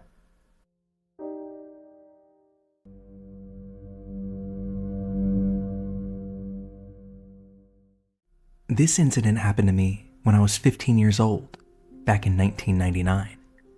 I grew up in Southern California, in the suburbs of Los Angeles. We had moved to our home when I was about 6 years old. I lived with my mom, 3 brothers, and little sister. I'm the middle child, which wasn't very easy as a kid. I often felt overlooked. I also have ADHD and high-functioning autism, which made me feel even more isolated. I'll give you guys an overview of my town and house so you can get an idea of where I grew up. When we moved there, our city was pretty much all dirt roads and citrus orchards. It was common to see coyotes, deer, rattlesnakes, and even mountain lions. Our house was up a road that looked like a dead-end street, but the street curved around and led into our neighborhood. It was remote and creepy. Our house was the second house on our street. I guess you could say it was your typical middle-class neighborhood. We had a huge canyon behind our house, literally right next to the fence of our backyard. We loved to play in the canyon as kids. There was a big river in the canyon that my siblings and I would ride our boogie boards down. There were even small waterfalls to play in and small fish and frogs in the river to catch. Now, as an adult, I cringed to think of how I'd go down into that canyon alone at such a young age. When I was about 10, the police discovered a dead body in the lake down in the canyon and ended up building a dam and drained the lake. We weren't able to play in our beloved river anymore. I guess it was for the best though. Years later, I discovered that wasn't the first body they'd found down there in the canyon. They ended up draining it because someone kept dumping bodies into the lake. In the 3rd grade, I also had a friend who lived down the street from me, who happened to be murdered. I guess her dad left the house for business, and the mom and children were murdered while he was gone. They never did solve the case. They also never solved those cases involving the dead bodies in the canyon behind our house either. Anyway, back to the house. We had a pretty big yard and even had a goat, horses, a pig, cats, and dogs. I think you get the idea. We also had a big barn that was up against the canyon where our animals would be kept at night. We had a steep driveway, and our street was also pretty steep as it led up to the mountains by my house. Between our home and the rest of the neighborhood was a trail, kind of a slab of land with overgrown shrubbery, with a huge electrical tower in the middle of the trail. The bushes along the path were really tall and overgrown, which added to the creepiness of the neighborhood. All the kids at my school considered our street to be the creepiest street in town. The previous owner of our house happened to die there. Yes, actually died in the master bedroom. I have no idea why my mom even bought the house. I bet she must have gotten a killer deal on it. All jokes aside though, I really hated that house. I never truly felt safe in it and moved out as soon as I turned 18. It was a tri-level style home, so the layout was kind of weird. We had a pretty sturdy front door that creaked when you'd open it. The living room, kitchen, and dining room were all on the first level of the house. The tri-level part of the first floor led down some stairs into our family room, and then to a small hallway and the bathroom. My bedroom was next to the bathroom downstairs. My room was kind of tucked away in a weird spot of the hallway. There was a little piece of wall that obscured my view into the family room from my bedroom doorway. Another weird aspect of the house was there was a huge cutout in the wall of the kitchen. So it was essentially a window built into the kitchen wall that overlooked the family room. I could see into the kitchen from the hallway where my room was, thanks to this pointless wall cutout. The house was built somewhere around the 1970s, and my parents had done some very strange renovations over the years. Now, let me get to the actual scary experience here. So again, my bedroom was the only bedroom on the first floor. Everyone else's bedrooms were upstairs. My mom had given me the downstairs bedroom so I wouldn't have to share a room with my little sister anymore, because I'd have full-blown panic attacks when my sister would mess up the bedroom. I liked being downstairs because I enjoyed being alone. I'm a proud hermit and introvert. But I'm not gonna lie, it was scary as at night being all alone downstairs. I'd often sleep with my dog in my room and close my bedroom door. I'd usually lock the door because I'm that paranoid type of person. Any other neurodivergent listeners will understand what I mean. Intrusive thoughts are a bitch. Late one night, my dog was scratching at the door, probably wanting to get out and get a drink from his water bowl down the hall. I also forgot to mention that the house had 2 back doors. One led directly into my restroom from outside, and the other led directly into our laundry room. Again, I know it's a weird setup. Both doors had locks, but they didn't even work half the time. Anyway, I had let my little doggo out of my room, and I could have sworn I'd shut my bedroom door and then gone back to sleep. I honestly never leave my door open when I sleep, not even a crack. I ended up waking up confused a few hours later. I looked at my clock, and it read 5 a.m., way too early to get up for school. I never woke up this early. I was also confused as to why I was hanging halfway off my bed. I always slept with my head on the left side of my bed, never the right. It was like someone had picked me up and laid me on the opposite side of my bed, in addition to kind of hanging off the side. Being autistic, I like things to be a very specific way every single night. Closed door, sleeping on the left side of my bed, alarm going off at 7 a.m. to wake me up for school. I rubbed my eyes, feeling confused and just kind of off. I felt weird, like something just wasn't right. I laughed to myself thinking I probably had a crazy dream and moved a lot in my sleep that night, which, by the way, wasn't something that happened to me. I looked around my room and I was very surprised to see my door was slightly cracked open. I was certain I had closed the door after letting my dog out. I suddenly felt wide awake. I still had this weird feeling though. I don't know why I didn't just go back to sleep. I felt like I needed to just get up quickly, get out of my room, and get ready for school, which I also never did this early. I walked towards my bedroom door and opened it. The house was still pitch black, except for the dim light my mom always kept on in the kitchen. As I walked out of my room, I went to turn to go into my bathroom, when I could have sworn I saw the figure of a man standing in the kitchen through that weird-ass wall cutout. I thought nothing of it, told myself I must still be half asleep. I brushed it off as best as I could and continued my way into the restroom. I locked the door behind me and quickly turned on the shower. After wrapping up my shower, I opened the bathroom door.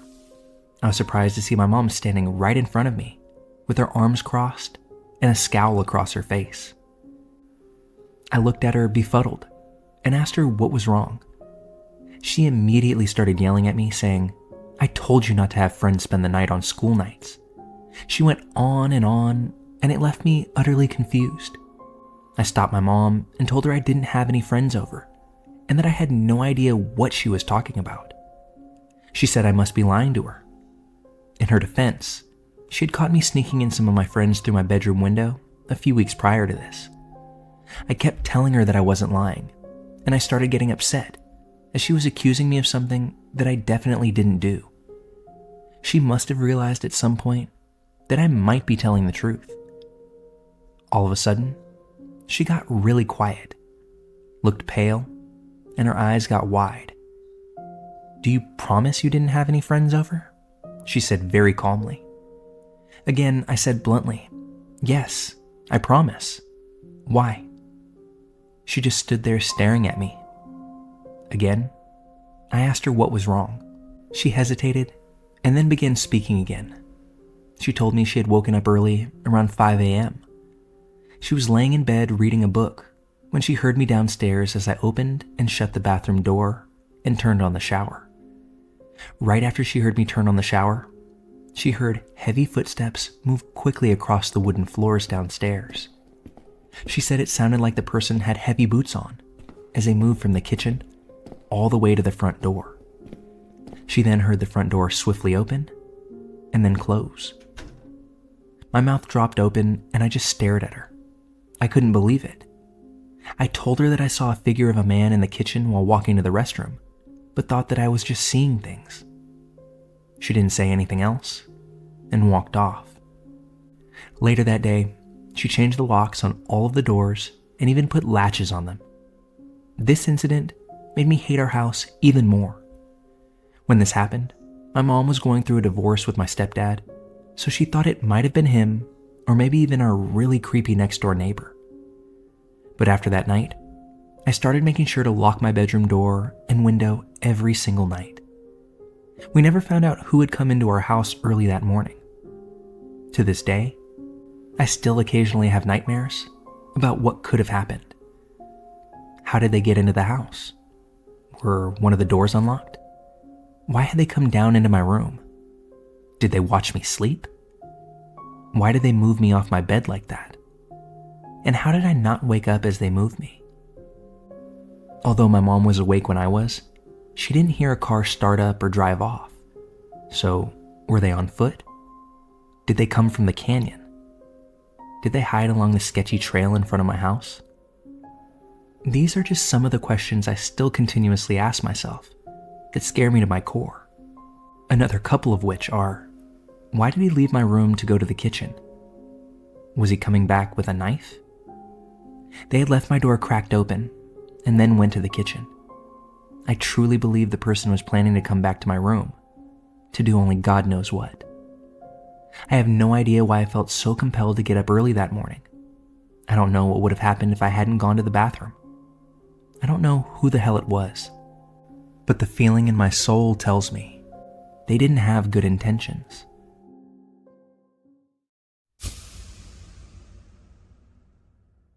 When I was 9 years old, my friends and I were playing the most epic birthday game of hide and go seek in the woods behind our neighborhood.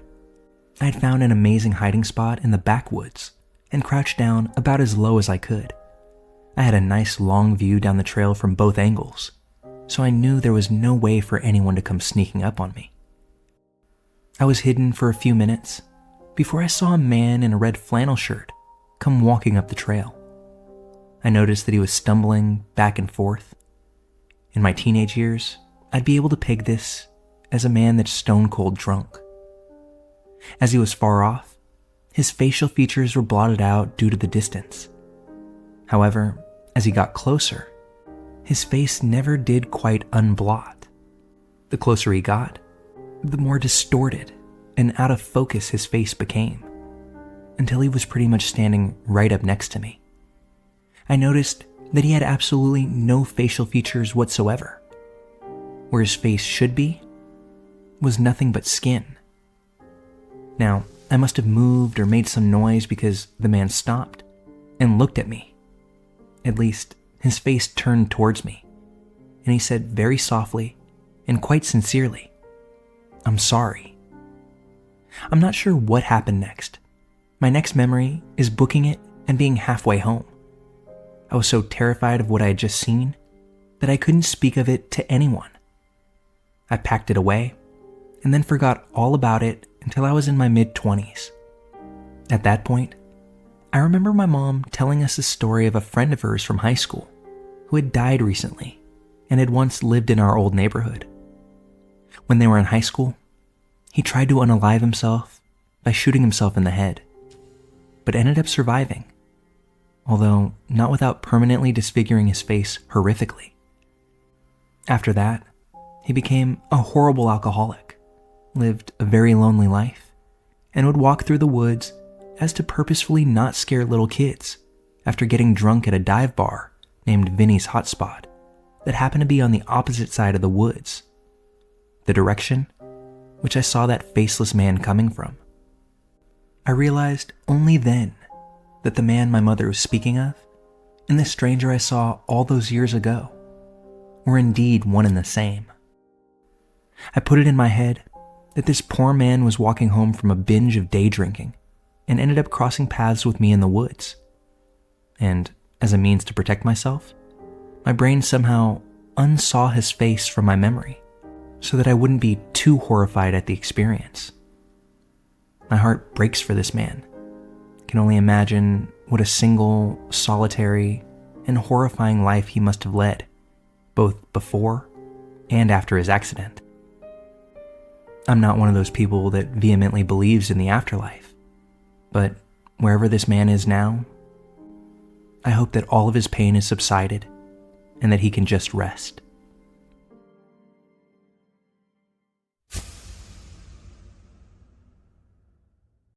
This is my first post in this sub, so forgive me if this isn't quite the right place, but a few summers back, we had a series of unfortunate and creepy events. So buckle in, this is going to be a long one. In May, I moved into a new apartment on the second floor of a 4-story building. I'm a single mom of 2 younger kids. The pandemic was raging, and I was in the middle of not only a move, but a divorce and a huge career shift. My industry was off limits during the lockdown, and the state had yet to set up the unemployment system for independent contractors. Needless to say, I was stressed. All of the changes were stressful for my kids as well, and there was a fair amount of yelling and arguing from all of us for a few months. Being in an apartment building, the sound carries, and I was sure the new neighbors thought that I was a terrible mother. I had very briefly met our downstairs neighbor in passing a few times, and was relieved to find out she had a young child as well. Maybe she would be more understanding of the unavoidable kid noise than a single person would. It soothed my anxiety a bit about being a bad neighbor. Being in a pandemic, though, we didn't interact much, except for brief hellos in the hallway. Fast forward to September. Things had calmed down quite a bit for us. We were settled in now, my finances were stable, and the kids were more used to being stuck with each other all of the time. There were still occasional spats, but nothing out of the ordinary for a normal family. So you can imagine my surprise when one day I came home from work to find a card and a gift bag in front of my door. It would have to be from someone who had a key to the building, but I still didn't really know any of my neighbors, so what the hell was it? I was immediately wary and had a sinking feeling in my chest. As soon as I picked up the bag, I could tell it was a bottle of wine, and the card was thick and heavy. Normally, I would be excited about such a gift, but my spidey senses were already through the roof that something was off, and I was getting nauseous. As soon as I got inside, I opened the card. It was from the downstairs neighbor. She told me that she was my children's guardian angel, and that this was a warning to me, that I had no right to harm them, and I needed to relax. Now, seeing as how I had never laid a hand on my children, I was confused, angry, offended. Had she mistaken the kids' roughhousing for me beating my children? And I am a pretty chill person. Helping other people to relax is literally my full-time job. So her telling me I needed to relax nearly made me laugh out loud. I was floored, creeped out, and still had some major bad vibes. I think I would have probably just completely ignored it, but seeing as how I'm going through a divorce with a bit of a custody disagreement, I couldn't really afford to have some weirdo call the cops on me for no reason at all. I had no idea what to do, but I was almost panicked at this point. So I went to my room and pulled out my tarot cards. I took a few deep breaths to calm my mind, shuffled, and concentrated on the situation before drawing a single card. It was the 9 of Swords. Now, if you're not familiar with tarot, here's what it looks like. A woman sitting up in her bed, head in her hands, weeping. There are 9 swords hung horizontally on the wall behind her. It's one of the ugliest, most ominous cards in the whole system, and represents despair, depression, anxiety, and intense emotional struggle. I took it as a sign to keep my distance, but I couldn't just ignore it. She lives right downstairs and thinks that I'm abusing my children. I couldn't just let it slide. So I wrote her a note back, saying that I appreciate her concern for them, assuring her that they're safe, explaining that not only do they roughhouse quite a bit, but my oldest has several disabilities that affect his speech and balance, so she may hear him shouting and falling quite a bit. I gave her my number and told her to text me if we were ever being too loud. I slipped the note under her door and hoped for the best. Still feeling majorly freaked out about the whole situation, I burned the cards she gave me and threw the bottle of wine in the dumpster. I couldn't even have them in the house. A few days later, I get a text from her.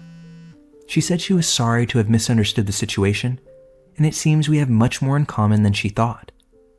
She believed we were, quote, destined to become great friends, and invited my kids and I to join her and her son at the zoo. My intuition was still on high alert. I wanted so badly to say no, but was unsure how I could do that without just making things really awkward. And I didn't want to do that since I would still have to see her all the time. So I told her truthfully that between me being back to work and my kids doing virtual school, there was no time for at least the next few weeks. We never settled on a date, but I did leave it open. The next night, around 9:30 p.m., I got another text from her. I opened it up, and it was literally the longest text message I had ever received. So long that Apple had somehow sent it via iMessage as its own document. Even having worked in tech support for Apple, I had never seen this happen. It was a novel, and it was a bad one. She essentially poured her heart out, telling me about her husband, this beautiful black man who was built like a brick house, had been cheating on her for years, that she had recently quit her job and stopped taking her meds, and that soon she was going to leave her husband and go on a long vacation and learn how to swim. She told me that her son was perfect and a genius, and that it was his destiny to tutor my son, who, again, is disabled, but not behind on his schoolwork. She told me her mother and husband had tried to work together to have her committed, just because she didn't believe in God anymore, and began buying crystals. That her husband would rather she, a white woman, call the cops, and he, a black man, die by their hand than go to therapy with her. That all her son wanted in the whole world was to go outside and blow bubbles with my kids. That she would even be willing to babysit them to give me a break. I did not respond. I decided it was best to just keep my boundaries and steer clear of her. And surprisingly, I was successful. I never got another message from her after that. Never saw her in the hallway. But I was living on edge, wondering when I would see her, what she would say or do, and this went on for about 6 weeks like that. Well, early October, I'm falling asleep reading in my bed at about 10:30 p.m. one night. I hear sirens. Living in a big city, this in and of itself is normal, and it didn't even register to me that they had stopped in front of my building until I heard yelling outside. Still, whatever's happening is none of my business. I ignore it. Then I hear yelling downstairs, through the floor. I've never heard a single sound through the floor.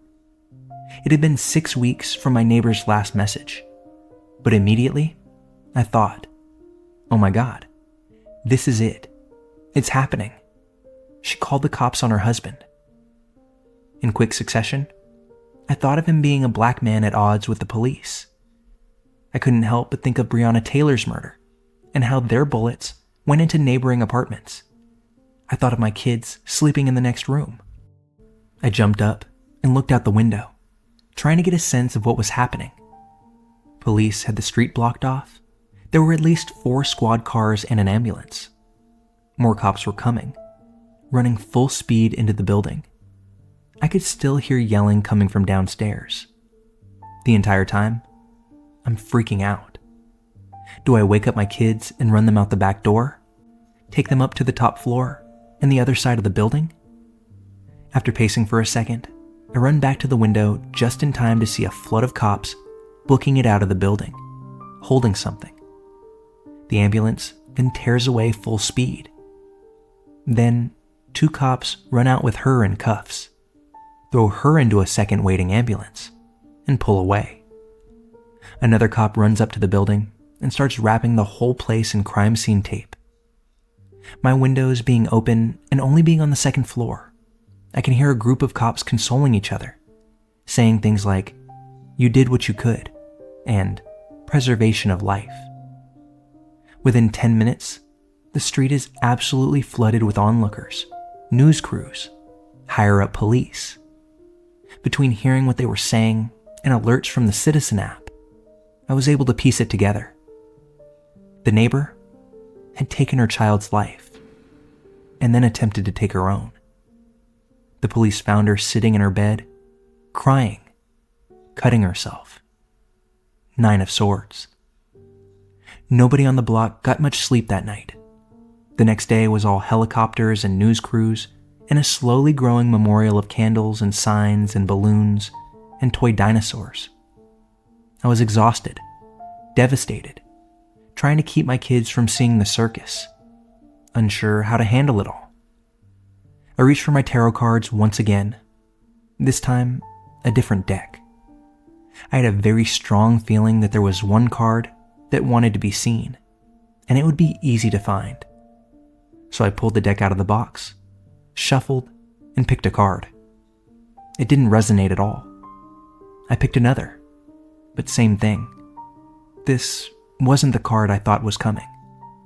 I'm just tired, I thought. I go to put the cards back and realize there is a single card that's still hanging out in the box. They hadn't all come out when I dumped it into my hand. I stared at it for a second and then reached in. 9 of swords. The weeping woman in her bed, surrounded by sharp objects. I threw it down on my bed and simply walked away. While this is something that happened a few years back now, I can't help but think of it every now and then. We still live in the same apartment to this day. I walk by that neighbor's door relatively often, and although several other occupants have come and gone in time, I can't tell you anything about them. I only ever remember that woman, her kid, a novel of a text message that offered some clue of her delusion, and that fateful night that she erased pretty much all of that from this earth. I didn't follow her case after that night. I don't know where she's at now. Prison, some hospital somewhere. But in my heart, I hope that she got all the help that she could. I can't imagine her existence being very enjoyable after having to face the fact that she extinguished the life of someone that she gave life to in the first place.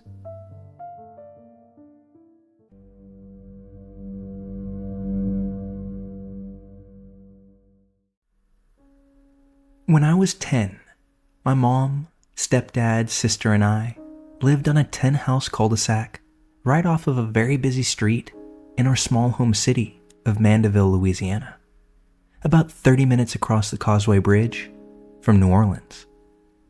One warm summer afternoon, I was playing outside in the front yard with our weenie dog, who was such a barker that we actually named him Woofits. Anyway, Woofits and I were playing out front around maybe 5 p.m. or so it was still light out. I was wrapped up and chasing my pooch around the yard, so I didn't notice a black sedan pulling up in front of my house at first. The sound of the car's parking gear is what keyed me into its presence, just as a middle-aged man that I had never seen before got out of the driver's seat and started walking towards me. Without even a greeting, this guy began asking me if Gary was here. This caught me off guard because nobody named Gary lived in my house, or even this entire neighborhood. Like I said, my family had one of the 10 houses on this block, and we pretty much knew all of our neighbors. I responded by telling him that I didn't know anyone by that name around here, and that he may have his locations mixed up. But as I'm telling him this, he continues to walk closer and closer to me, asking if I would just hop in his car real quick and help him find Gary's house. With each step he takes, he's going deeper into his story about how Gary is one of his teenage son's friends and that he was unable to get a hold of him, but he was sure that he lived nearby. I repeatedly told the guy no, and that I didn't know anything that would help him. Keep in mind, Woofitz is going berserk through this entire interaction and causing a bit of a ruckus. As this man gets to about 10 feet from me, he's now got his hand out, attempting to coax me into his grasp, all the while pleading with me to get into his car. That's when my mother, who was inside making dinner at the time, stormed out the front door to see what had our dog so up in paws. The instant that our screen door hit the wall of our porch, my mom began yelling at Woofitz to stop barking. That's when that man glanced up and caught eyes with my mother. Before she could get another word from her mouth, he turned tail and hopped right back into the car before speeding off towards the main street, screeching his tires all the way down the road. My mom came down to the front yard, knelt in front of me, and with more than just a touch of worry in her voice, asked me what had happened. I told her that Woofitz and I were playing when that man pulled up and asked me to help him find Gary. I remember I could barely finish that explanation before my mom pulled me in for a big hug and ushered me back inside our home. After that day, I wasn't allowed to play outside without an adult present anymore. You'd think that would be the end of this story, right? But no.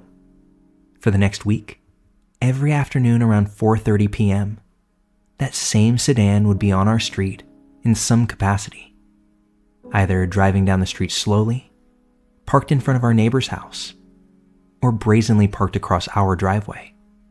This is something that I noticed because our living room window faced the street, and since I wasn't allowed outside for playtime like before, I had the perfect vantage point while watching afternoon cartoons. I pointed this out to my parents, and they ended up reporting it to the police, but like so many other stories here, nothing ever came of it.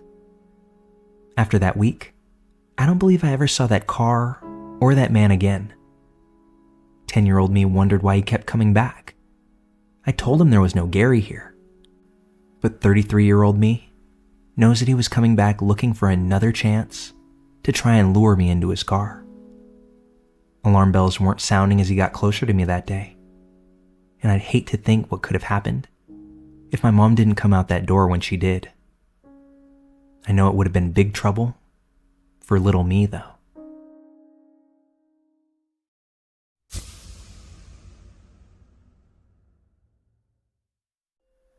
I was 18 years old and worked in a mall clothing store. I usually worked the night shift, which meant leaving the store between 9 and 9:30 p.m. None of us thought anything about calling out goodnight and walking out to our cars alone. Usually the parking lot was full of all the other workers leaving at the same time. On this particular night, I was in a great mood. I had had a good evening at work and was going to meet up with my boyfriend when I got home, so I was just smiling and thinking to myself as I walked. I got to the curb in front of the mall exit door to check for oncoming cars before I crossed over to where my car was parked. It wasn't that far away, maybe 10 spaces from the front. When I glanced up to verify where my car was, I caught the eyes of a man sitting in his truck. He was wearing a cowboy hat that was pulled down low over his eyes, as though trying to conceal his face, but I could tell that he was staring intently right back at me. I froze in place, and I have never felt fear like I did in that very moment.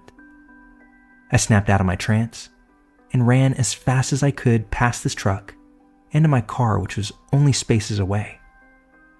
This was a little bit before key fob, so I needed my keys to unlock the door. I had always made fun of scary movies when the girl ran and dropped the keys trying to get in, but it really does happen that way. I was shaking badly, and I could not get the key in the door, and then I dropped the damn things. I felt like I was in a bad movie, when seconds later, I made it into the car and still found myself shaking. I had to sit there for a moment or two before I could safely drive off. This man didn't chase me. He didn't leave, but he continued to sit there as I exited. Later in the evening, after I'd finally calmed down, I felt like an idiot, thinking I had gotten scared of someone's husband picking them up after work. The next day, I went back to work, same night shift, and told everyone at work what had happened and how scared I had been. I made fun of myself for being such a chicken, but I made sure that someone walked out with me later that night. I stood at the door of the mall, ready to run back in if I saw anything off, but that man and his truck weren't there. I exhaled, and my friend and I went to our cars, relieved that everything was okay. The following day at work, there was no talk of my fright from 2 nights previous, and it was business as usual. About halfway into my shift, the manager of my store walks up to me and said that she needed to speak with me. She turned around and walked up to a cop that I had not noticed was in the store. Curious, I walked over, and my manager wanted me to tell the cop about what had happened a few nights previous. I felt silly telling him for some reason, because nothing had really happened. When I finished telling him my story, he started asking questions about the truck. Did I know what model it was? Exact color? Did I have an idea of the year? I finally said something about I didn't want to get anyone in trouble and that I had just freaked out a little bit, but it was no big deal. The cop then explained that the night before, one of the ladies leaving for the evening had been kidnapped, driven around to the back of the mall into an unlit area, and was both beaten and raped. I felt myself getting lightheaded, and my vision went black for a moment, with it dawning on me that I had seen that rapist. My description of the truck matched the description of the victim. Her guy was not wearing a cowboy hat, and that was the only difference in our descriptions. That was only the beginning. We learned only a few days later that our city now had a serial rapist on the loose, and it took the authorities years to finally catch him. Turns out, this guy's wife figured out it was her husband and turned him in. That was a scary time, and women were terrified to be out alone after dark.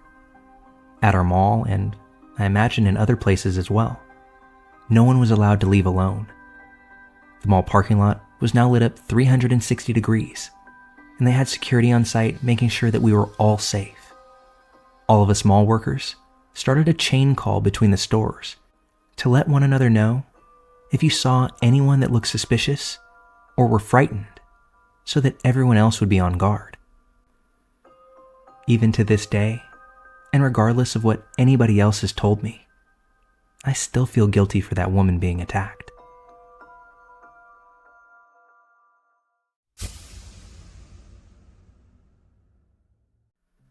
"21 years old and female here. I don't know how long this story will be. It took me about 4 days to be able to actually type this one out. I got weird mini anxiety attacks when I tried. I'll be the first to admit that in the past, I've had a very can't happen to me type complex. Although I think this story kind of shook that out of me. I'm a university student, and I live in a rental house with 5 other people. It's far from ideal, but in this housing challenged world that we're living in, it takes that sting off of us having to pay a bunch of money a month to exist in a box. This has relevancy, I swear. I got extremely lucky last weekend when my 5 roommates were all out for the weekend. This has never happened, so I was ecstatic to have the house all to myself. I did all the 21-year-old girl home alone stuff you can think of. Watching movies with the volume loud, taking long-ass showers, walking around the house without a bra, etc., etc. It was around 10 p.m. Friday night. I had finished some homework and was relaxing with a glass of wine and watching some streaming services.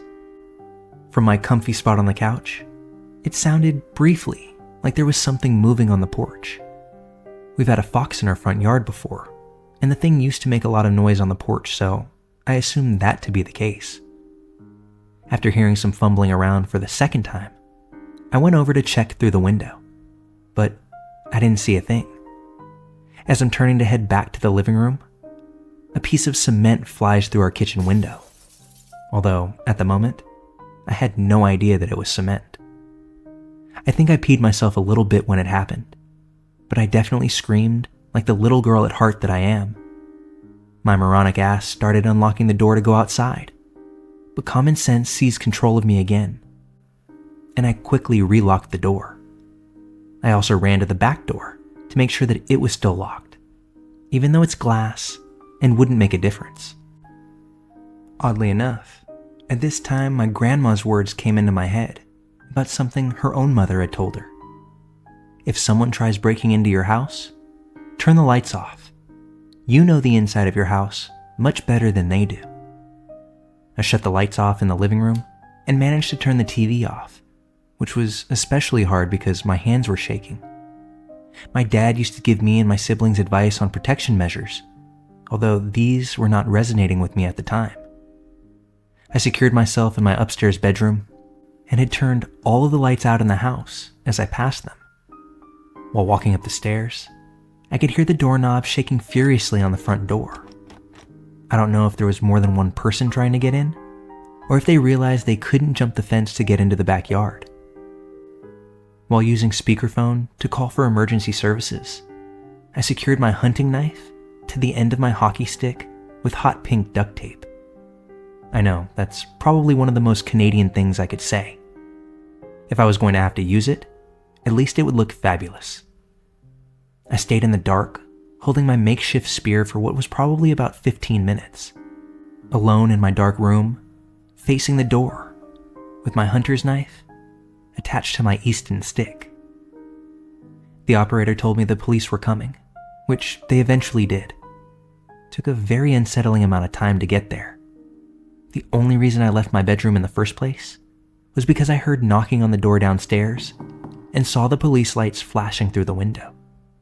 Otherwise, someone would have had to come in and physically pull me out of that room.